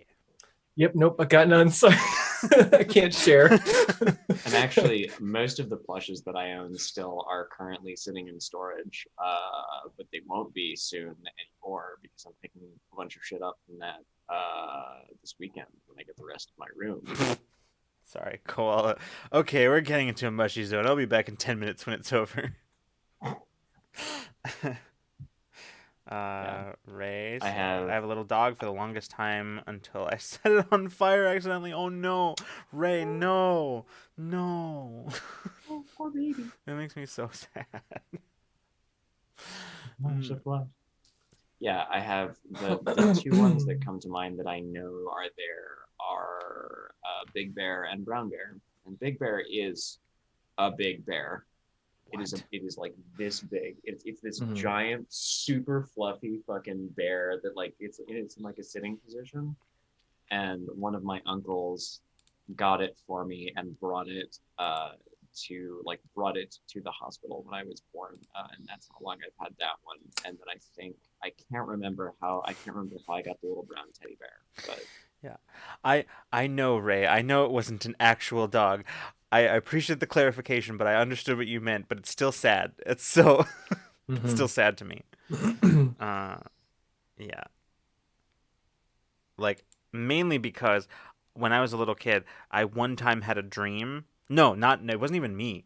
It was my mom had a dream that I took my like little stuffed bunny and I threw him away and said I didn't want him anymore. And when she told me about that, I was so sad that I couldn't even go to school that day. So like that's when you say that about I knew you were talking about a plush. That still makes me very sad. listen, like in a similar vein of imagined trauma, like I as a child we were driving over a bridge over like a big river or something like that, and my dad had his window down, and it didn't even happen, but I had like one of my favorite blankets with me, and I was like hugging it, and I just my little kid brain imagined it being sucked out the window and falling into the river and being gone forever, and that made me so scared and sad that I was just sitting there like white knuckled, like holding on to this blanket for dear life. I still have the remains of that blanket actually sitting over there in the back. Yeah. Yeah.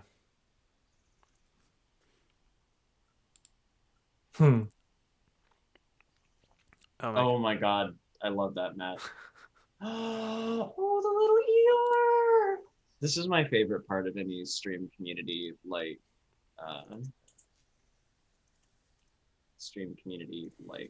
hangout slash chatting is everybody sharing their plushes. Oh my God, Littlest Drummer. Nice. When I was an angsty kid, I accidentally ripped the arm off of my teddy bear, and I was so sad that I taught myself how to sew so I can fix it. Oh wow, that's awesome. That's amazing. Absolutely incredible. Yeah, same thing happened kind of with my bunny. Like he got a rip, and like some of his stitches started to come apart. And when I found that out, I got so sad. Like I cried for so long. I cried for such a long time. Like it wasn't even that big of a deal, but like I cried. And it's just so sad. But yeah, that's amazing. Yeah. Mr. Scrunch. I love that name. Man. Truly wild. I think Sorry. I'm remembering one of my stuffed animals now. I don't have them in here, but I do remember one of them is a giant stuffed snake. For you. Yeah. That's cool. Sorry, I'm laughing because No, not like a real snake Mhm. that's been like taxidermied. Yeah, I don't yeah, mean yeah. that. Just like a It's a big soft snake. Yeah. No, I know what you mean. I'm laughing because Geek Out says I'm now imagining Freeman as a toddler with a ghillie suit instead of a Yeah, toy or a doll. that's what I was thinking. You're not entirely wrong. I had this. I used to have. I don't think I have it anymore. But my first grade teacher retired at the end of the year that I was teaching me, and she had just so many like toys and plushes and stuff in her room. And she gave, because it was my favorite, she gave me this big like long caterpillar, like the caterpillar from Hungry Caterpillar. And it had little bells in the big bulb at the end of it, so that like when you moved it around, it made sound. And I might still have that caterpillar. I might still have Miss Day's caterpillar, Hmm. but I know I have also. There's a few other like much loved plushes. When I actually have them, I will show them off on stream sometime. Yeah. We'll get a flush tour. um. Yeah, I was one of those kids like I had from friends of my parents and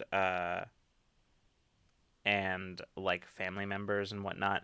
I had a lot of stuffed animals because they just constantly sent me stuffed animals when I was a little kid.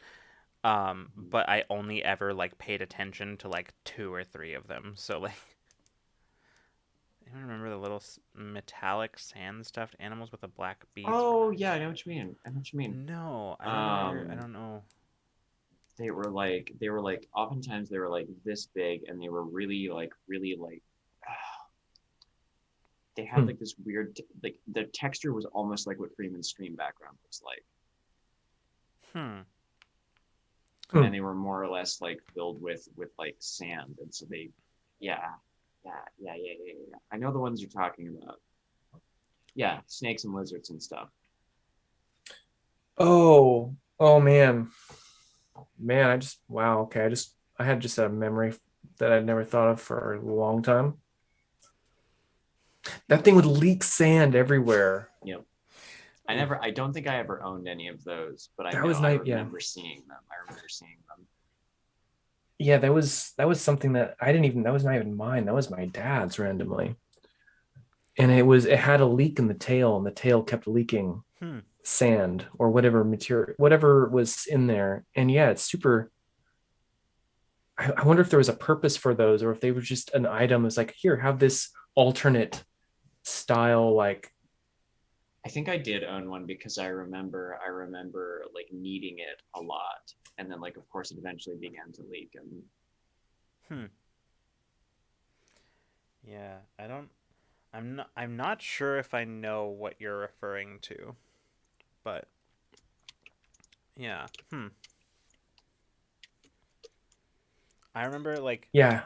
I mostly like I remember there like I didn't have a lot of them, but like Beanie Babies were fucking huge when I was like yeah, back then.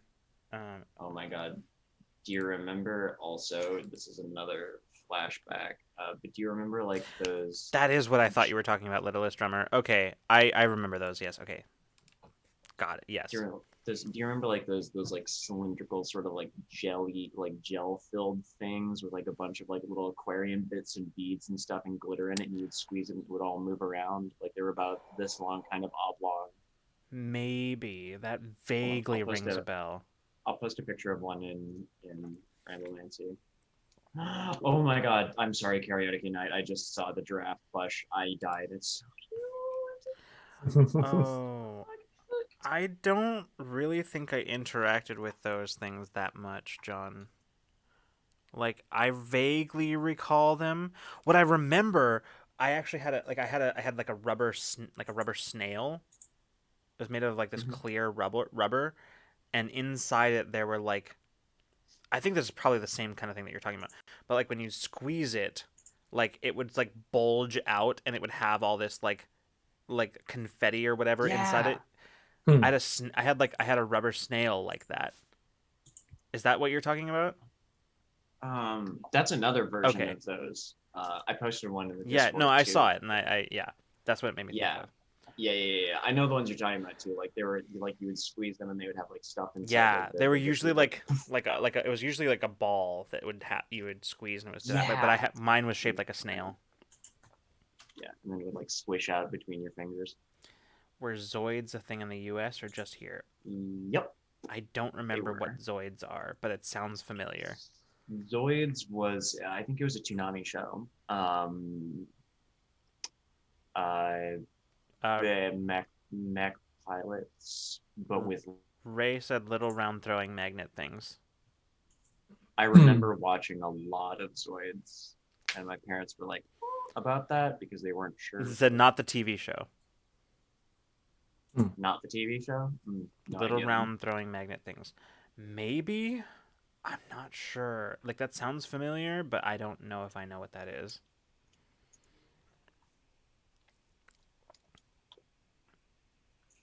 Oh, cool. I'm just looking at the. Is that the Wolfman? The 1940s the werewolf geek outs. I'm just looking at pictures of in the Ramblemancy. It looks like the Wolfman. Amethyst, you're the worst, and I appreciate you. I love that. One of my favorite monster films. Sorry, what were you referring to, Freeman? Oh, just the action figure in Ramblemancy. Yeah. It's the Wolfman from the 1941 werewolf, I believe. Werewolf played by Lon Chaney. Mm-hmm. Very, very awesome film. I love the transformation between human to werewolf is my favorite in transformation. It's like awesome. Oh, interesting. I'm looking at the magnets. I have seen these, but I don't remember them being. They might have been called something else. Here. In fact, I actually think I have some of those somewhere. Like, cause I'm pretty sure I have some of those somewhere. Oh, like rattling, yeah, like rattling magnets. Mm-hmm. Yeah, I remember those. They like you get them out like shit in, like the little gotcha machines at the Yeah. the entrance to Pizza Ranch. Koala says, "Oh no, this is old people stuff. I don't know what any of this is." Only '90s kids will remember. Yeah. Oh God. Oh, I hate myself Ooh, already just for uttering those words. speaking of things that you would get at pizza places from little dispensers, do you remember those like rubber alien things? Those little like they're like that big. You can get them. You get them from like those. They basically they're like the gumball machines, but they came in like the little like plastic eggs, and you'd like whatever, and you get them, and you're supposed to like collect them. They had like a ton of different variations on them. Yeah. Mm-hmm. Yeah, I remember those. Mm-hmm. I have nothing insightful to say about those. I just think that I just remember them, and it reminded me of this. Yeah, I actually the pizza ranch in my hometown had had those gumball dispenser machines for toys and stuff, the exit, and of course candy that no one ever got because you were leaving like a pizza buffet. Why would you do that? Mm-hmm. But my dad took us there a lot, and so always on the way out, we would use quarters and spare change to get bouncy balls, little fun super balls. And oh my god, I had a whole ass dresser drawer that was just devoted to these things. Yeah. Man. There's so many things that I think about like from when I was a kid that like simultaneously provoke like nostalgia, and also I'm like, wow, what a bunch of bullshit. Like what a bunch of plastic bullshit that we were expected to just like, it's okay, they're kids, they won't know any better. Like what a bunch of crap. Like but at the same time there's like nostalgia attached to it. I don't know. Yeah. There's like yeah. Just a quick mic test. Is this any better? You're still quiet. Very quiet. Still quiet? Very quiet? Okay. Yeah. Did I turn Eat your mic. direction? Has this changed Nope. anything? Wow. Zero. Fascinating. I mean, I like don't- the quality of the sound from your mic has improved since you like futzed with it, but yeah. Huh. The mic's like, you've you're had still enough very quiet. airtime. Mike's like, I've had enough. Like Freeman and I on ours, like looking at the monitor right now, are both going up into yellow and red, and you're not even breaking green. You're I don't you're even- in green but not breaking yellow. I don't even understand. That's so weird. I have done literally nothing to my mic the whole time that I've been sitting here. I changed the position that I was sitting in a moment ago, and I'm actually closer to my mic right now than I have been all night. Yeah. Your mic's like, Mike I says don't no. know. Mike says Hello, no. everyone. Welcome to tonight's evening. Somehow episode of quieter. NPR. Somehow quieter. Is that a new mic? What? No, it's the same Yeti. It's the same Yeti that I have always had. That bel- okay. It just looks. That's so weird. That is very strange. Huh. Oh, Oh, say more. Say Say more? more, 'cause more yeah, things? yeah, it totally changed. There you are. Zoom adjusted my mic volume. Like it adjusted my mic gain. Really? Yeah. I don't know if it's Zoom- always been that way, but I No. just checked it, and Zoom had turned the volume slider on my mic from I'm gonna max keep- down to about hell? like 85%. I'm keeping my eye on you, Zoom. John Newman Anyway, says he I- froze for a bit and now volume exists. Yeah, yeah. I suspect that those Okay. two, That's those things true. are like unrelated, but because I think you Yeah, I mean, manually changed your volume. Yeah, I think the internet just like every so often is like just soul eye twitch or something. Yeah. But Yeah. I mean, yeah. Internet's not. It's not so perfect. You know. Internet's haunted. Yeah. Well, that's exactly right. Oh man. super funny. Yeah. John sounds pretty much the same. Well, I don't know. I don't know what it is, but for me, John was way quiet. Like even like objectively on the monitor here, like on the sound monitor, John was quieter than Freeman or I. So like Freeman and I were like jumping up into like yellow consistently, and John was not Yeah. moving. John was like halfway on the green slider, like so. Yeah. I was gonna say my microphone's awfully close to my face, but yours is closer to your face, Lucas. So it's like yours is the closest. How's Mine's here. Does this sound good? God, Does this sound? Is this a good sound?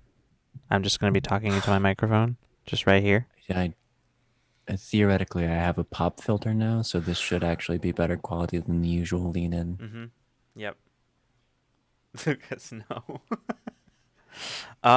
Hey, so Truly- just so everybody knows, we're about to we have a guest, a surprise special guest here that I'm going to admit, and here we go. We're just gonna do this. So give me a second while I admit our special guest.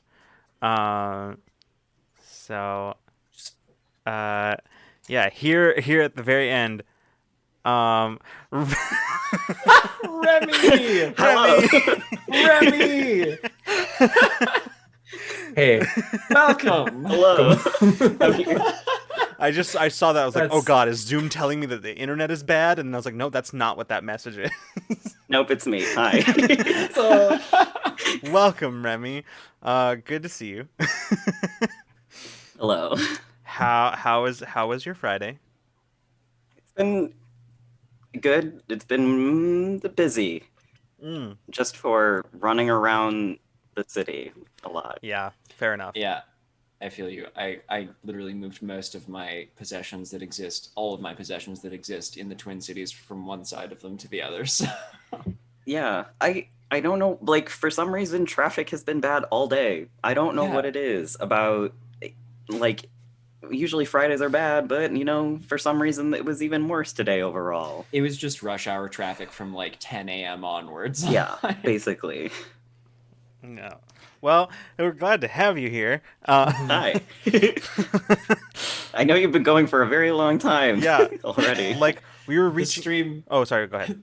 the stream counter says 3 hours 31 minutes for me on Mhm, Twitch. yep. So like Yeah. Yeah. So No, Wow. we were in the process, I think, of we were just sort of like reaching that point of like, what do we do now? What is happening? Now you're here, and I feel like I've gotten my second wind today. So, Nice. Yeah. so we specifically said that this stream was going to go from 5 p.m. Pacific time until whenever we felt like stopping. So. Well, and as now that I am here, congratulations on 100 Ramblemancies. That's Thank great. you. Thank you. Yeah. Crazy. Yeah. It's wild. I don't know if y'all know this, but because I didn't until Wednesday, but apparently, like Remy is Rule of Lore's biggest fan, and is here for every episode, even if he's not actually in the chat. So Yes. I did not know this That's- until Wednesday. So Remy, Yeah. I want you to know that every single time I saw you in the Dreamwell Chronicles chat, it just made it was just so heartwarming. Well, I'm glad that even just the image of my name can do that. sorry, what were you saying, Freeman? I don't think I was. I think I was just here and nope. I thought I heard. Just being. I thought I heard your voice. Maybe it's just you I being. also have a encrypted in. cat crying at me right here. Yes, Freeman and cats crying sound roughly the same.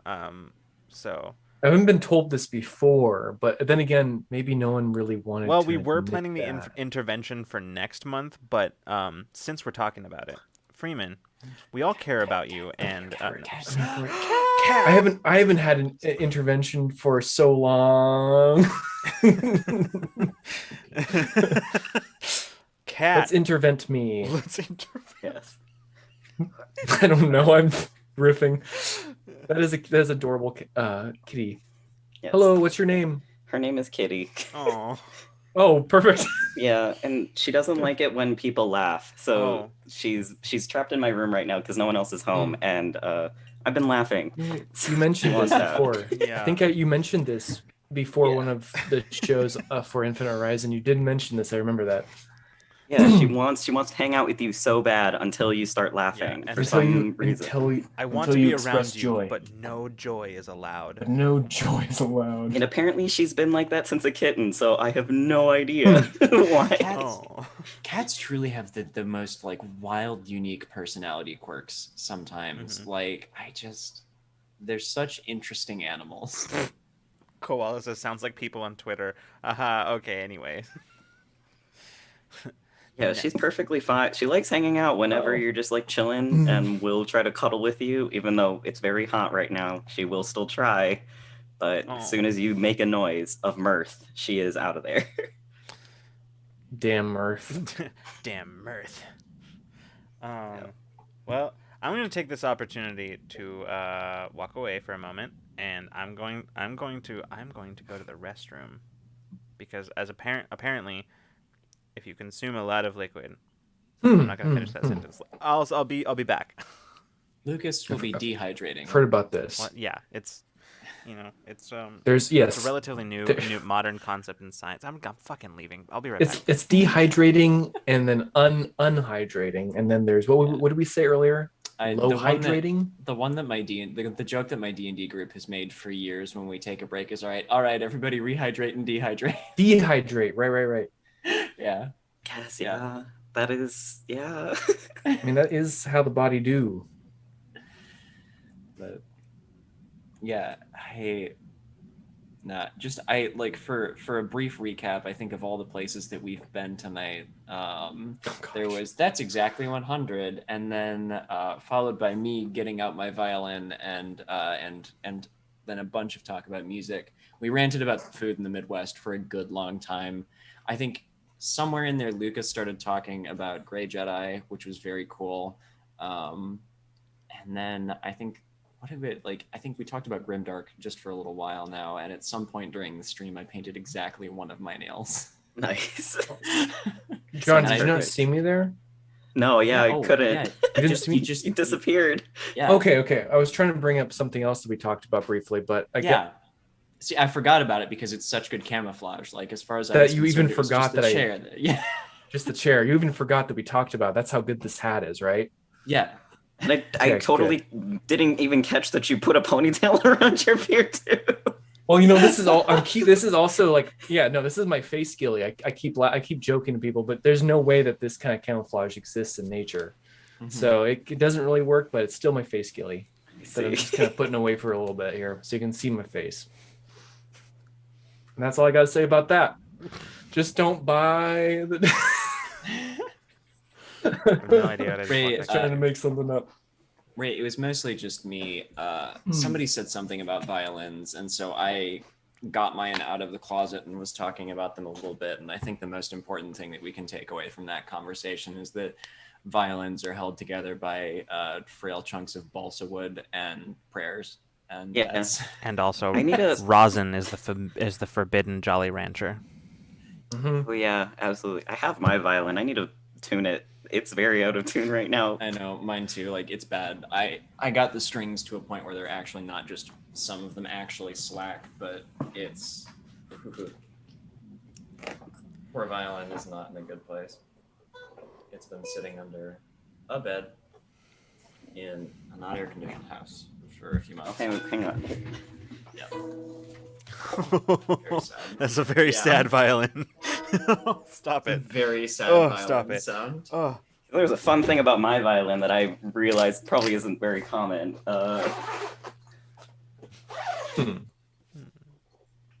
But once you see it, you will understand why I own this. Both of my bows are absolute dog shit. Mine is purple. Oh, that's not That is actually awesome. the first purple violin I've ever seen. I've seen a pink one. A friend of Yeah. mine, when I was in middle school, had a purple violin, and another friend had like a pearlescent blue one. It's actually it's like sparkly too. It's hard to see in like the Yeah. light, but yeah. Oh, okay. That's awesome.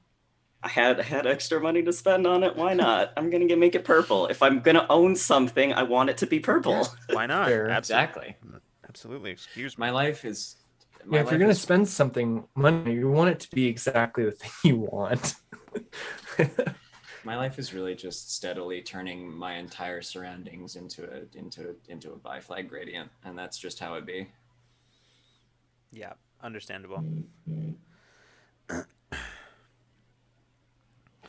Hold on a second. I'm just gonna do a thing real fast. If I could own anything in everything in purple, I'd be just happiest I could be. Yeah, like blues and purples. They're just good. They're just good colors. Just good colors.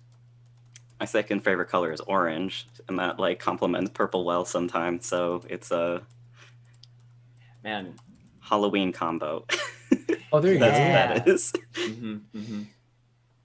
You are absolutely set for Halloween. Now I'm just thinking back to Yeah. that commission that you did of Cora, and I was like, wow, I really pitched you I pitched you one like right over the plate. Yeah. Yeah, I really like earth colors. Those are good too. I like it. I think I like drawing with like earth colors a lot more so, but like I like my own wardrobe is very reds and purples. So I like exuding that. Mm-hmm. Yeah. Man, there was a period of time where I really wanted to delve into like electric violin. There was like we had a guest come to our school who was an electric violinist. He was like a rock violinist. And he came and was like talking to us, and I remember being like, "Ooh, that's cool. I want to do that." And obviously that never happened. But Anyone who's ever seen a single Lindsay Sterling video, I think, is also just like, yeah. That was a little bit after Lindsay Sterling was a little bit after my violin days. yeah. Just a little bit. Yeah, that was while I still played. That was while I still played Lindsay Sterling's heyday. I stopped not long after that. Yeah, I was already in Sorry. college by the time I like even knew who Lindsay Sterling was. So, yeah.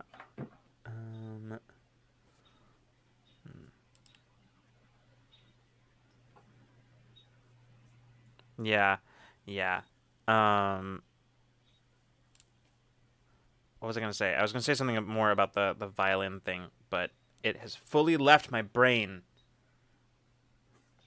I have another thing to say about violin things. Yeah. But I want to say, I think I had the same, like, I played violin all throughout, like they do the thing where like you start playing it in like fourth grade and then like go all the way up until you decide you personally want to stop. For me, personally wanting to stop was junior year of high school, just for senior year logistics purposes. But like, I think I had the same rosin for the majority of that entire span of like my educational career, just because I didn't break it. I just kept using it, and those things last forever because it's just resin in a little square. Yeah, well, like one of those ones that has the wood around it and is like this big and looks like one of those. I can't remember what I'm thinking of right now, but it looks like one of those like grain bars or something, like a fig, like almost like a fig Newton, like one of those will last a fucking eternity if you don't crack them or chip them, and if you don't like take your fucking bow to it. Like I saw some people would just get bored and start like chipping at them with the end of their bow, and I was just like, what are you doing? It's perfectly good rosin. Edge of it, thank you so much for coming and hanging out. Go and sleep or whatever it is that you need to do in order, whatever you think is most likely to happen right now. As someone who has to do calculus every time I decide to go to bed, I understand that struggle. So whatever you are about to do, good luck with it. And thank you for coming and hanging out. Until the next time. Until next time. Previously on Ramble. That's the next step for Ramblemancy in like the next 100 episodes is you make like an ARG out of it. Just, like, Ramblemancy has its own storyline. You still have your episodes, but like it's the way that we would do it though is it would be where like it's the kind of storyline that like Ramblemancy really wouldn't change, other than the storyline is the kind that you would have to basically become like Charlie from It's Always Sunny with his corkboard in order to find. So you'd have to like watch through the episode and pick up on like the little bits and pieces of like clues and whatever, and then and then you put the story together. And then I think you're right. Okay. Looking at the script right here, I think it's gonna take about Yeah, hold on, we're just gonna have to take this one to writer's room. Yeah. God, I can already see, I can like see the look Caitlin would give us if we pitched this to her. I can see the look in her brain where she'd be like, okay, like, yeah, I can already I can feel the Caitlin like, how do I tell them this is a horrible idea without telling them this is a horrible idea? I can feel it right now. Yeah. How do I tell them that I don't think this is good, but I don't want to discourage their good ideas from being something better. Yeah. Ray, thanks for stopping by. Go do a sleep. And thank you on the for the congrats. Thank you. I think Koala is heading out too. Koala, have a good sleep. Thank you for being here. Thank you for providing the necessary Zoomer insight to our stream of old people. And also for like repeatedly putting me in my place, because someone has to. Every once in a while, everybody needs that person in their life who will just let air out of the ego, you know? Just in small measured amounts. Thank you. I had forgotten how old I was, and then you reminded me. God, I was thinking about that recently too, because I'm like, you guys know, Lucas knows, I've been rewatching Psych a lot, and that was like made in the mid 2000s, but yeah. Woo! Yeah. Oh, wow. And then thinking about how I watched that growing up, and then like just thinking about sitting here and then like also watching in high school, and then it's like I don't know what high schoolers are like right now. I'm an adult 10 years out of like high school, basically almost at this point. like, what are the kids into? I'm just chilling and watching 10-year-old TV shows now. Yeah. Minecraft, apparently. Minecraft. That's See, that's like that's so strange because that was also a thing when we were like leaving high school. It was in alpha when I was like Yeah. a fucking freshman or sophomore in high school. And like kids, when I was a substitute teacher, kids would be like, "Mr. Boyle, have you played? Do you know what Minecraft is?" And I was like, "Motherfucker." When I was working at no camp, idea. when I was working at camp, like the 8-year-old boys would like be talking about Minecraft, and they'd turn to me, hearing me listen, and be like, Do you know Minecraft?" I'd be like, "Motherfucker, I've been playing Minecraft longer than you were alive, so like, longer than you've been alive." like, yeah, like I haven't been playing some of the more recent updates as heavy, but like I think I'm still pretty into Minecraft personally. Yeah. And that like Minecraft will bridge the generational divide. Truly. probably. Truly. There's just so much in Minecraft now. It's incredible to me, like knowing where it came God, from, where there were like that's- 16 block types and cows. That's and the pigs, thing. I think, Nothing and makes that me was it. feel more like an old person than like going back to Minecraft, where I just like go and have absolutely no idea what the fuck is going on. Be like, what the, there's fucking horses now? What? Like, yeah, that was like years ago. Like, fucking there's I think they just had a recent update too that introduced a new mob type. So yeah, like there's like also whatever the fuck Minecraft Dungeons is, and Yeah. like, Yeah. Oh my god. I watched Colin. I didn't play any of Minecraft Dungeons, but I watched Colin play a bunch of it. And like, it's like an isometric fucking hack and slash action RPG. Hold on. Diablo Minecraft, basically. Hold on. Uh-huh. Jolly old Obnixless just said probably one of the most important things that's ever been said in our chat. They just added axolotl. Nothing else matters. Hang on, I'm gonna look this up right now. Nothing else matters right now. Well, all right, let me go. I gotta go and get that. So I just need to. Anyway, the rest of this stream will actually be a Minecraft stream. We're starting a server right now. Are we This gonna be in thing- creative I don't- mode or survival? I need to know It's right gotta now. be survival. Gotta be Oh survival. my god, they're so Holy stupid. shit, this They're thing so looks cute. great. This thing looks great. I love it. Oh my I god. just put it in the Twitch chat. Oh my god. I need that. Holy shit! You can put an axolotl in a bucket. What? What? Why? I mean, like, I know why, but why? Oh my god! Holy shit! Oh, Oh my god. I don't know what it is about like little square like pixel object axolotl, and I'm just like, oh god, I love it. Rose is correct. Love is stored. Yeah, love Love is stored in the axolotl. axolotl. Yeah. Koala, I can't sleep now.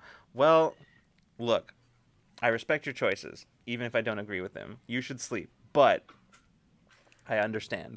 How do I get this? Yeah, like that's the thing. Nothing makes me feel like an old person like Minecraft does. Because I'll be like listening to the kids and like talking about Minecraft, and they'll be going off about these things. I'm like, that's a thing that exists in that game. Be like, man, I remember when it was just blah blah blah. And like I'm like, and then I'll catch myself in the process of like telling them what Minecraft used to be like, and they look at me like I'm speaking a totally different language. They look at me like I'm a fucking alien, and then I'm like, I get it now. I know what it. I feel very old right now. Speaking of, oh my god, speaking of being old, this morning, not to like drag my family, but this morning I definitely got a phone call from my mom as a wake up to ask how to turn the Bluetooth on in like my cousin's truck so that they could get GPS directions on like as they were driving. And I have never seen my cousin's truck before. I don't like it was an hour and a half long phone call. It took half an hour in before I even learned the model of the vehicle that it was. Just trying to give tech support across a phone call for a vehicle I have never been in, for like someone's iPhone that I have never touched, and just Well, that's listen, all. you're under 30. How do you do the technology?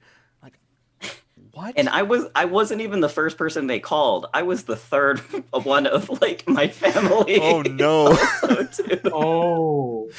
Like, and I was the one who picked up and was the one most viable to know what would happen, because my sister was called before me because she's driven a similar truck before. But then she said, "Oh, one of my friends did it for me because I couldn't figure it out." And then falls on me too. I'm laying in bed trying to tech support my lovely over 60-year-old mom and aunt to figure out how to put Bluetooth on their iPhone and hook that up to the car. Oh my god. So, Geeka said, Lucas, is not an under 30 thing. It's the you're the youngest person they know thing. Fair. That's fair. That's completely fair. yeah. Hey, you don't have back pain yet, right? Oh, you do? Well, is it this bad? Great. Well, then it's okay. It's not great. Well, then how do you technology? Yeah. I also made the joke earlier that it's like, that's why multi-generational homes exist, so that you can call upon the youngest one to set up your printer. So Yeah. then you don't have to. Oh god. I remember working in a publications office in my college, and like a lot of stuff was sent between offices via fax machine, and I just remember going, why? What year is it? And that was not great. I still don't really know how a fax machine works. It's because and they at this never point- did, Remy. They never did. Did they ever really? No. They never did. I kind of do. We have one here. Yeah. But it's for work. I don't want to talk about it. Yeah, my dad had one at one point, and I still was never able to figure it out. But Yeah. like, I maintain that like fax machines are one of those things that like they never actually did work. It's just people found workarounds. That's it. Like fax machines never worked. People just found ways of like gaming the system to like get it to work, but never consistently. Like you had to do a different thing every time in order to get them to work. that's still how I feel about my printer at home. Like half the time when I plug it in, it won't work, and then I don't know what to do. Mhm. Gotta unplug it and plug it back in, and sometimes maybe not even then will it actually work. Yeah. And then did you know that like proprietary ink cartridges are like a thing now that like some printers will yell at you about? Like, Yeah. Now you have to have a mhm. that's so insane. Yeah. I think that's maybe I'm wrong about this, but I seem to recall that being a thing from way back, like back when we first got a printer, back in like the late 90s. I seem to recall there being like proprietary ink cartridges, but I mean, the like being a thing that like obviously different models of printers have different kinds of Right. ink cartridges, No, but no, like yeah. my printer specifically will yell at me if I'm like using what they Oh. think is a counterfeit oh no, ink cartridge. 100%. Like our last printer, like the last printer that we like, the one that we have now is good and it like functions, and is actually pretty efficient with ink, which is wild. Like I think we've had it for like maybe 2 years now, and not once have we had to replace any of the ink cartridges. Holy shit. Yeah, it's wild. I don't understand. I don't know what to do with that. But no, the previous printer that we had was like we put an ink cartridge, the same type of ink cartridge, but it was like an off-brand sort of thing, and it just totally fucked up everything it printed. Like absolutely everything. It just completely destroyed it. It was horrible. And yeah, so like that is definitely, I see what you mean, and that is definitely a thing.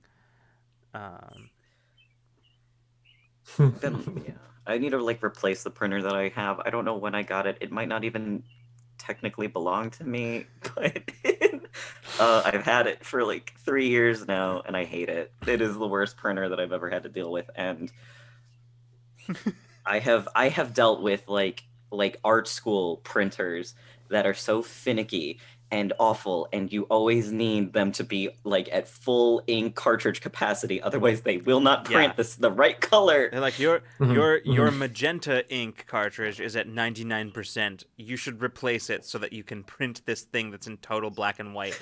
Like Basically, like printers are just expensive. Mhm. That's only the thing why it's still here. Yeah. Printers exist to be it's like you might in so many printers you might as well just set your money on fire because it's as effective as having that printer. The only time I really have to print stuff is to print tax documents. So you're right by that margin. Yeah, absolutely. The only people that I know who routinely make use of printers, and it's not just setting money on fire, are people who like use a nice, like fucking nice ass printer to like make Yeah. prints to like sell on Etsy or something like that. That's the only people that I know that do Yeah. that. Or like stickers or Mm-hmm. Yeah. Never get an HP printer. And actually, no, this is Consumer Report. Anything HP, Hewlett Packard, I'm fucking on your ass. Don't stop making products. They all suck. Yeah. Hewlett Packard, don't sponsor us. Don't sponsor us. Don't Like do we it. will rip you apart. We will rip you a new asshole because Mhm. I'm sorry to set the rule of our channel against HP. no, but, oh my no. This God. line was drawn in the sand Someone had to long do it. ago, and HP drew that True. line It's true. and then proceeded to cross it numerous times. Anyway, this stream brought to you by Raid Shadowland.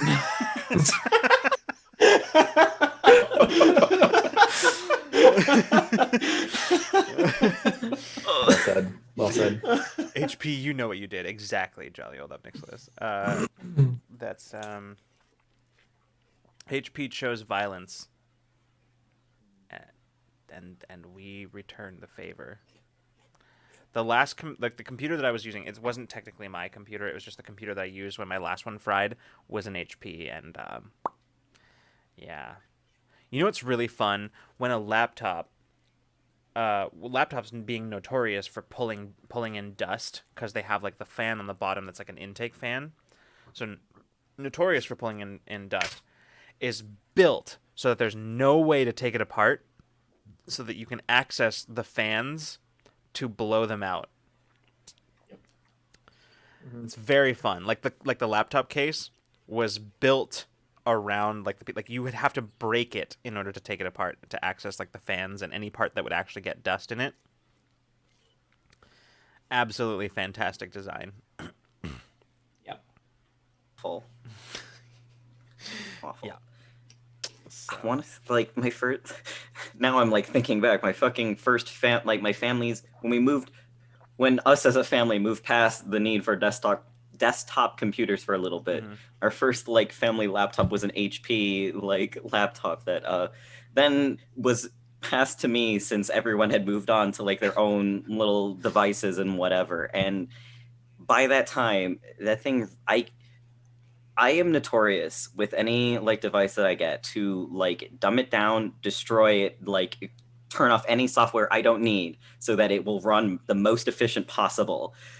I could never do that with that HP laptop. I had done it to any desktop computer we had before that to make it usable, even with as much shit people load onto it.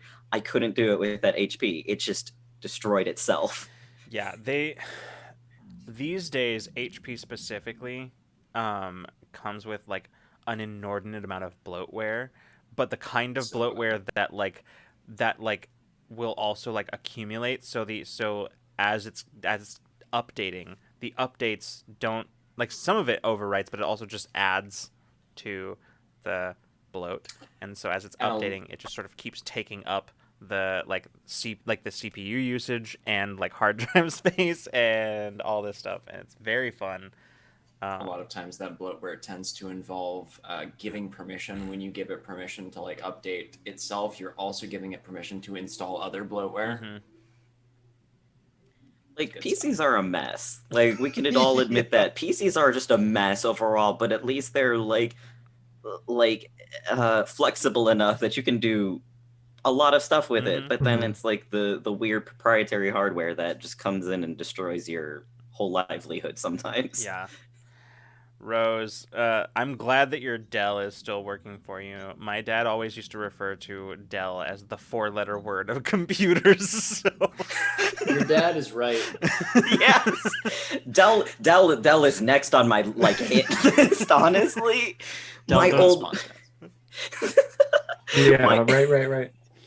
my old work computer was a Dell, and I work in IT stuff and whatever, and it took me to there was an update that was pushed to every single Dell computer in my office that would make your fans go constantly, and I had to search the Gosh. Dell forums for anything that would help me, and then fix even just my coworkers in the same little office space, just so that we didn't have our fans going insane because it meant nothing. They weren't trying to cool down the computer. It was just a weird thing that just made your Just fans a go noisemaker. wild. Just a noisemaker. Basically. At that point.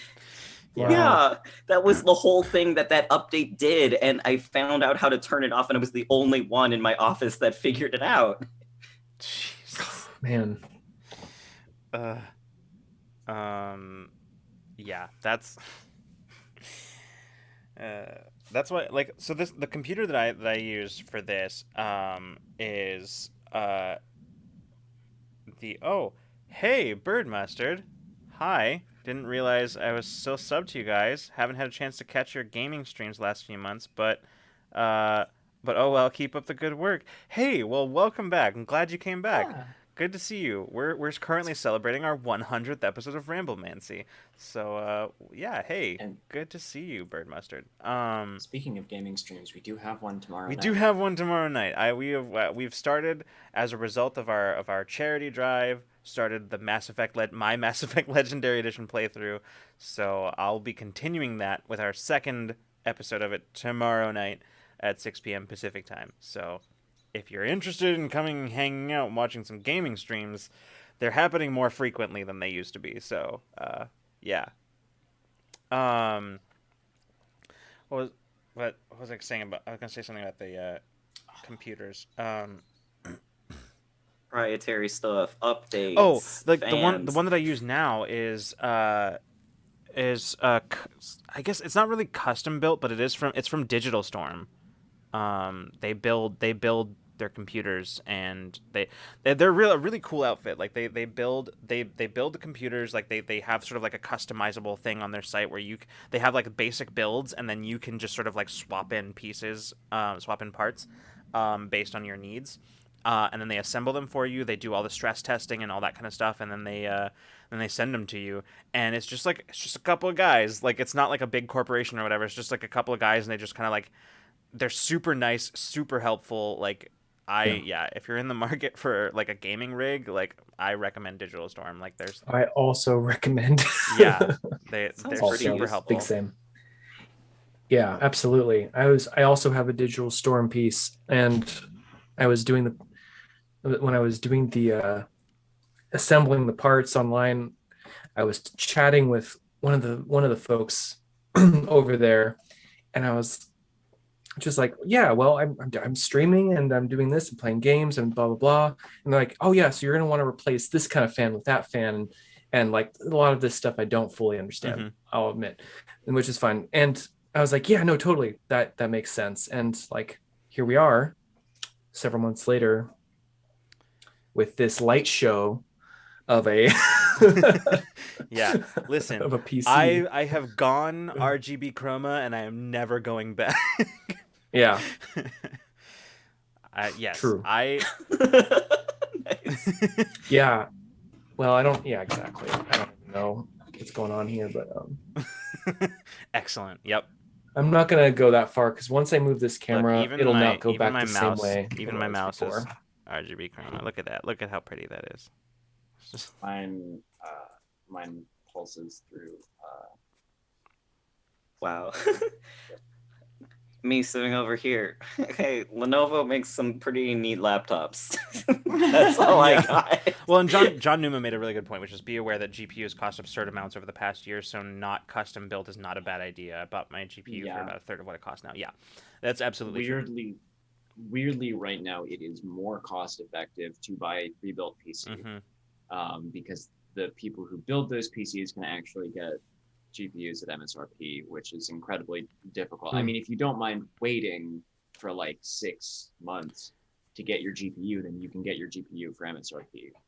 But right now, because of like a chip shortage and crypto mining and everything else, Yeah. don't get me started. Let's not. But That was yeah. like, yeah, my a couple of my friends, like, I want to say earlier this year, were getting into like, even my roommate was getting into like upgrading their custom built PC, and that was even like, God, walking into that Micro Center and seeing the signs on those glass cases was like, oh shit. Yeah. Well, like even my card right now, which is it's an RX 580, which is a like 4 maybe year old card at this point. Like it's an old card. It's basically the equivalent of like a GTX 1080, which I think is like 3 or 4 years old at this point, maybe more. That card right now goes for almost $1,000.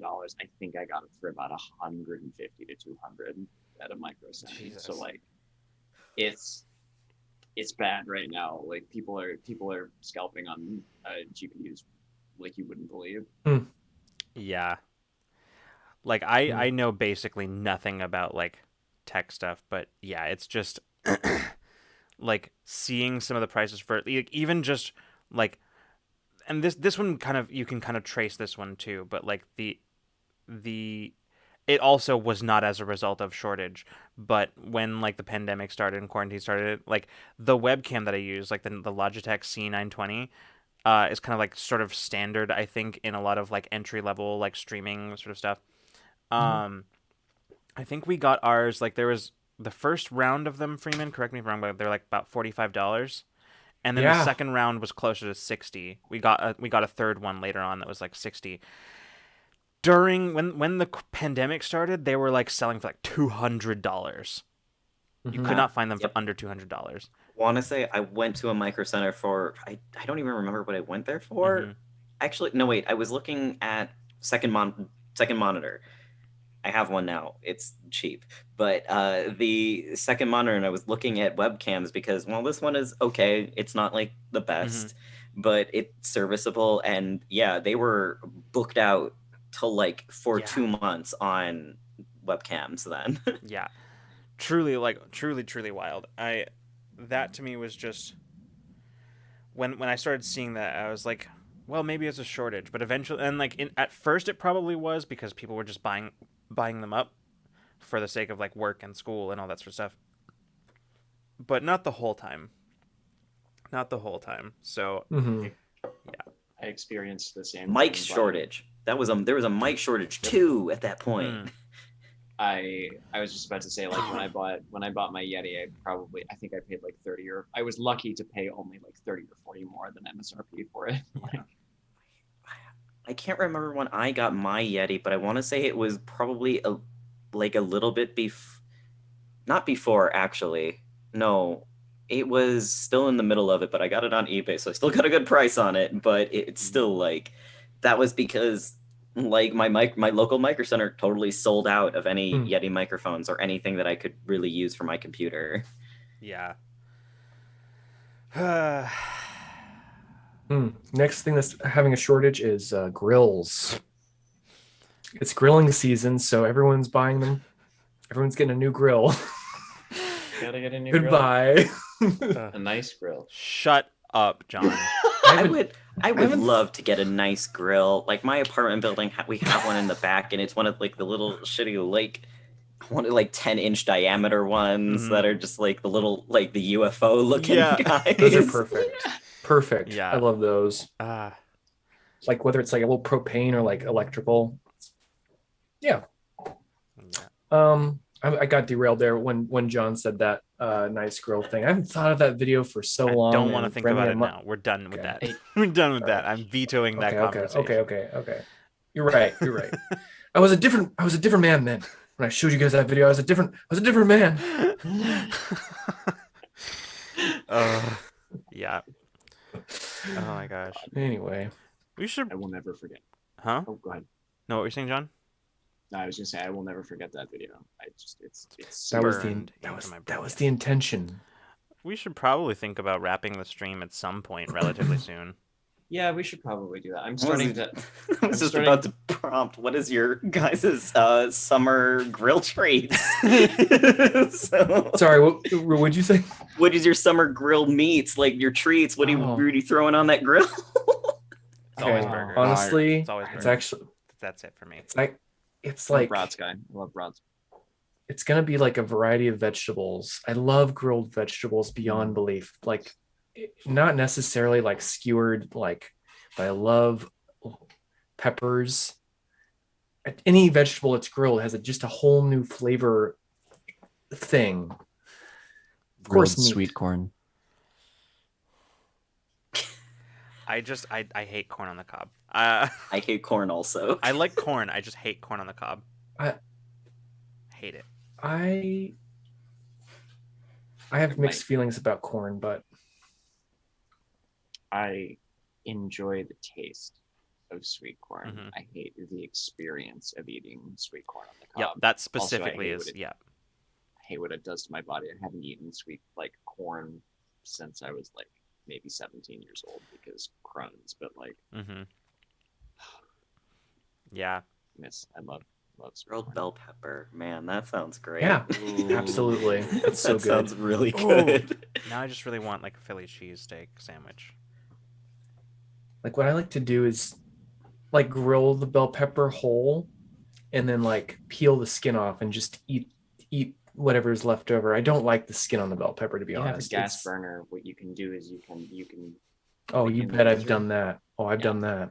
hmm I've done that with ginger and onion right before I throw it in like a broth to make like a ramen. I told you that already. I That's told you good. about that. That's good job. That's good. Sear back the to shit food out of again. it. Yeah, well, food's amazing. Yeah. Yeah. My, Here at the place that I just moved, we have like one of the tiny itty bitty little like travel size charcoal grills. And if I live here for any amount of time, I would love to have like real sized grill. yeah. My honorary Midwestern card has been revoked apparently, so due to my dislike of corn on the cob. I don't hate the corn. I just, again, it's the experience of eating it is not pleasant. Like I hate. I agree. Yeah, I don't like problematic food. Like food that is just like it, like hot. Okay, for instance, Yeah. there's one place in this town where I will go to get outside of my house to get a sandwich. Why? Because literally everywhere else is either like just criminally expensive or it's made with like the type of bread that you have to like fucking just tear at. And the problem with Yeah, that it's is not good. when It's you a do that, jawbreaker. when you put the kind of pressure that you need to tear that bread, there's so on working in concert with that really tough bread is also just the way too much spread on the sandwich. So as you put down the pressure to bite through that bread, everything in the sandwich just slips out. And that is Mhm. my worst fucking nightmare when it comes to food. Like that is the worst thing that I can possibly think about. Forget terrible flavors, forget texture. I don't give a shit about any of that. If it is falling apart, if it's hand food and it is falling apart in my hands because of the way that it is made and the ingredients used, then you can fuck off. Like It's like one of those confetti poppers, you know, when you pop the Yeah. string and everything. That's how it is. It's like you take a bite and everything just kind of shoots out, Yeah. shoots out in front of you. Like, Yeah. well, shit. I've never liked food that's difficult to eat. To this day, I will, if I go to an ice cream shop or something like that, I get that shit in a bowl, okay? Fuck your ice cream cones. I get that shit in a bowl. Because the ice cream cone, I am forced to either eat it way too quickly or allow it to drip onto my hands. Fuck that. While you were describing that, the phrase describing corn as hell boba came to mind. That's how I think I feel about corn. That's just it. That's a wrap. thing. That's Yeah, that is like close the hell episode right boba. there. Corn is hell boba. Hell boba. Oh my god. Oh god, that's amazing. Listen, if you take nothing else away from this stream, hell boba. I'm glad I could contribute that. If you Just take nothing fucking go else to Twitter. from this Corn on 4 the and a quarter hour stream, Just super tempted to go to Yeah. the Rule of Lore Twitter account right now and just be like, corn on the cob is hell boba, send tweet. Do it. Come on.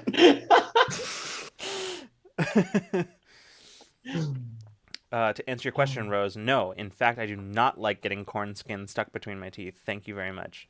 Fair I enough. hate that shit. I can feel it even now. Also, like, how do you even fucking like hold? Like, I understand that there's like corn holders, like the things, but like, I think that No, that's you just get messy. yeah, exactly. Like at that point, You have to. yeah. You just. It's the same thing. You gotta be look, an animal. Same thing with barbecue for me. Like my favorite barbecue, pulled pork. Why? Minimal effort, and it does not require me like getting my hands in there and getting barbecue sauce all over my hands. Like pulled pork. Yeah. That's what. Or ribs that like just straight up fall off the bone. That I'm into that too. Mm-hmm. Sure. Like That's good shit. I don't like problematic hand food. That's like the point of hand food is to be the easiest to consume because you're just Right. supposed to like just put it in your mouth and eat. Come on. And like even ever since I was not like a mess like when I was a baby and literally did not have like the motor skills to eat in any sort of neat way, but as soon as I developed them, like ask any of my family, like I hated being messy. Like I was super neat when I ate. Like I fucking hated it. And to this day, I carry that. I hate messy foods. Like if you ever watch me eat anything, if I get even just a small amount on my face, immediately I put down everything I'm holding and I just like wipe it away immediately because I cannot stand the feeling of having like anything dripping or anything like on my hand, sticky on my hand. I can't do it. I cannot do that. I hate that too. I absolutely hate that, especially with sticky foods. I'm like, oh, must wipe. And when you have a beard like this too, then you have to really be careful. Especially then. Yes. Then you're like extra Beards. wiping. Nature's food catcher. You just gotta be careful. Nature's food. I'll save it for later. Food having the wrong feel is a neurodivergent mood. 100%, John Numa. Yes, absolutely. Yeah. Well, but the thing is, even beyond like neurodivergence, like there is a thing. Like, why do you think that like in French cuisine there's so many fucking different ways of like cutting stuff? It's because like mouthfeel is actually something that's like psychologically important to humans. I think it's more important, I think, to like and like it's more acute, I think, in neurodivergent folks, but like and just in like human psychology, that is like a thing. Mouthfeel matters. Like a thing in like table etiquette is like as a thing is like you should only take as much as a like you can fit in your mouth, like not anything to like be picked up or like move. Like even if you have a piece of bread, you tear off a piece and that is fit for your mouth to put in. It is all about just for the size of your mouth, nothing beyond that, nothing less. Yeah. Like one of the things that like really bothers me in food, like, this isn't like a gross thing or anything like that. It's just like a personal preference. If there's potatoes in something and they are and they're cut too big, no, can't do it.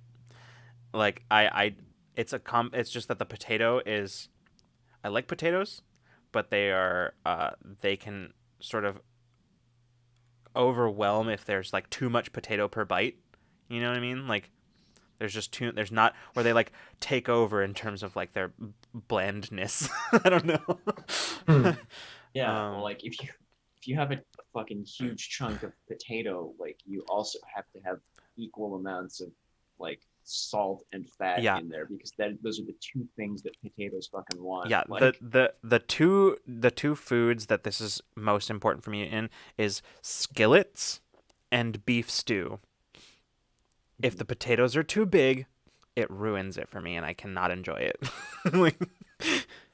like, that's Like if you ever are in the same room as me while I am eating beef stew, if you watch me, I eat around the potatoes.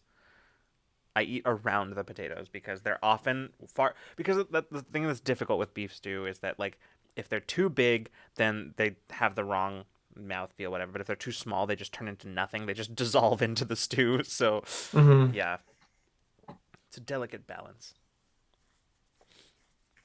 I do appreciate the one that you can meet. Yeah. I do appreciate that the majority of this Ramblemancy, like in terms of percentages of topics covered, food was by far the largest one.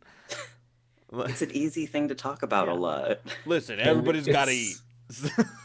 Everybody's had an experience with eating food. Yeah. Also, this is very unrelated to food, but can I say that I maybe delayed you guys finishing the stream so that you could reach 420 as your uptime? Hey, listen, oh, nice. That's a good. That is a good. I guess point. I want to celebrate. Yeah. You were very close. I had to just put you over. Yeah, a little no, I appreciate it. I think that's important. That's an important thing that I feel like that's as good a time to reason to end the stream as any. Yeah, like we have to get off before it tips over to 4:30 because then we'll have to stay on until it's 69. Yeah, right? that's we cannot do that. We cannot do that. I would die. It'd be like 3 a.m. here by the time we were done. Absolutely. So yeah. This would be a stream where John is sleeping 3 feet over there, on camera. Exactly. Off camera. I do still want to at some point do like a marathon stream for like a special event. Just do like a 24-hour charity stream. I was gonna say 12 hours, but thank you very much, Remy. Wow. Shit. Look, I'll be there for the whole 24 hours. Come on. You know what? That's fair. That's fair. But that is not today. Yeah. So, so thank you everybody for hanging out with us on this chonky ramble group. Imagine this group being able to wrap up the next 6.5 minutes. You gotta try. You gotta put it in the books. Come on. All right, here we go. I'm gonna go through this really fast. Announcements. Number 1. I already forgot what we're doing. Tomorrow night, Saturday, 6 p.m. Pacific time, we are going to continue our Mass Effect Legendary Edition playthrough, joined by special guest Lily Spinelli, who you may know from such things as Infinite Horizon as Captain Desiree, and also from our Mall Kids one-shot, Space Kids and Space Malls, much more recently. And also just from Twitter being just like too powerful all the time. With every photo that she posts. So yeah, join me tomorrow while Lily questions every choice that I make in Mass Effect. And then of course, keep in mind that as I mentioned at the very beginning of the stream, the Infinite Horizon t-shirts are back in the merch store. And by back, I mean for the first time, technically, because they're totally different shirts, but with the same art on them. Because I got tired of waiting for the other ones to be available again. So the Infinite Horizon... let me try that again in a language. The Infinite Horizon shirts are back in the merch store. Season 1 and Season 2 art. So you can get a hold of those if you've been waiting. If you like what you saw here tonight... and you are not already like eyeballs deep into our content, you can check us out on Tuesday for Into Deep, which is our D&D show, our Waterdeep Dragon Heist actual play featuring an all LGBTQ+ cast. Currently having their first guest appearance by one Jude or Mermaid Royal, who is just wonderful, and has been on the stream. Was on the stream for exactly 30 seconds before everybody started fighting each other. So that's very fun. Then, of course, on Wednesday, 6 p.m. Pacific time, you can find us, most of us here, actually, on stream on Infinite Horizon, our Cypher System sci-fi superheroes actual play, where Remy will be joining us for the rest of the season. So excited. Yeah. So you can see us there.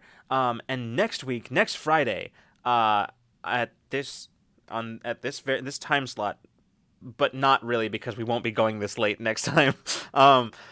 We will be back with Ramblemancy with special guest Jake Kyle from one of the showrunners and channel runners over at Q Times, who will be back to talk about dark campaigns, which we started to talk about in the last 10 minutes of the last time Jake was here, and did not get very far. But we will now be doing that for the whole episode.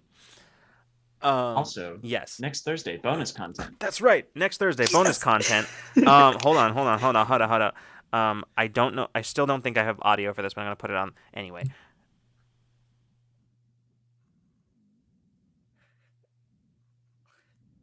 Narrate it. So yeah. Next week, Thursday, June 17th at 4 p.m. Pacific time, we will be fulfilling one of our charity stream unlocks, our charity event unlock streams, which is Caitlin and Olivia will be talking about Twilight in the aptly named Two Lesbians Talk About Twilight. So yeah. God, I'm so excited Me for that. too. It's gonna be amazing. Yeah. So if you are not, you should join the Discord. It's the best place outside of our Twitter account to keep abreast of everything that is going on. And frankly, it is probably the first place that you're going to hear any kind of announcements. Not Discord? Not Discord. Not Datcord. Okay. Discord. No, also not Datcord, Freeman. Oh, shit. Well, at least it's not the cord I had way back in yon years. Not Datcord. Discord. It's not even. Right, not even that cord, John. It's Discord. Nope. It's Discord. Also, we have 2 minutes. Yeah, also, we have 2 minutes. We can always make room for the Discord bit. There's always room for this one. Anyway, one of the other great ways to support us is subscribing to the channel here on Twitch, as we are Twitch affiliates. It's a great way to show your support, and you unlock a whole bunch of really cool emotes that you can use, including but not limited to Orzai's and a delightful heart eyes emote that I have been using since we made it in like the first, 6 months of the channel being around. Mm-hmm. That's not true. It was after that. But anyway, also, if you are interested in long-term support, we have Patreon, where you can get access to all kinds of cool story prompts and like tabletop RPG prompts to use in your games. As well as just a list of all of the media and various things that our cast and crew are into if you're ever looking for media recommendations. And the highest tier, you can help do some of the world building for Infinite Horizon, the aforementioned Sci-Fi Supers actual play. Many very, very cool things that have appeared in the plot have been designed by our world as builders. Recently as the most recent episode, actually. Yes, actually. So, and I think that's about it. Yeah, I think that wraps up pretty much all of our. Wait, you got your Ko-fi. Oh God, right, Geekos is nice enough to put that in there in chat. You've got less than 30 seconds. Go. All right, cool. Our coffee, if you just want to drop a one-time bit of support to us, is an excellent way to do so. Just any little bit helps us keep the lights on. Not these lights, I put those up just now, but lights elsewhere. The metaphorical lights. Whew, 7 seconds to spare. All right, perfect. Excellent. All right.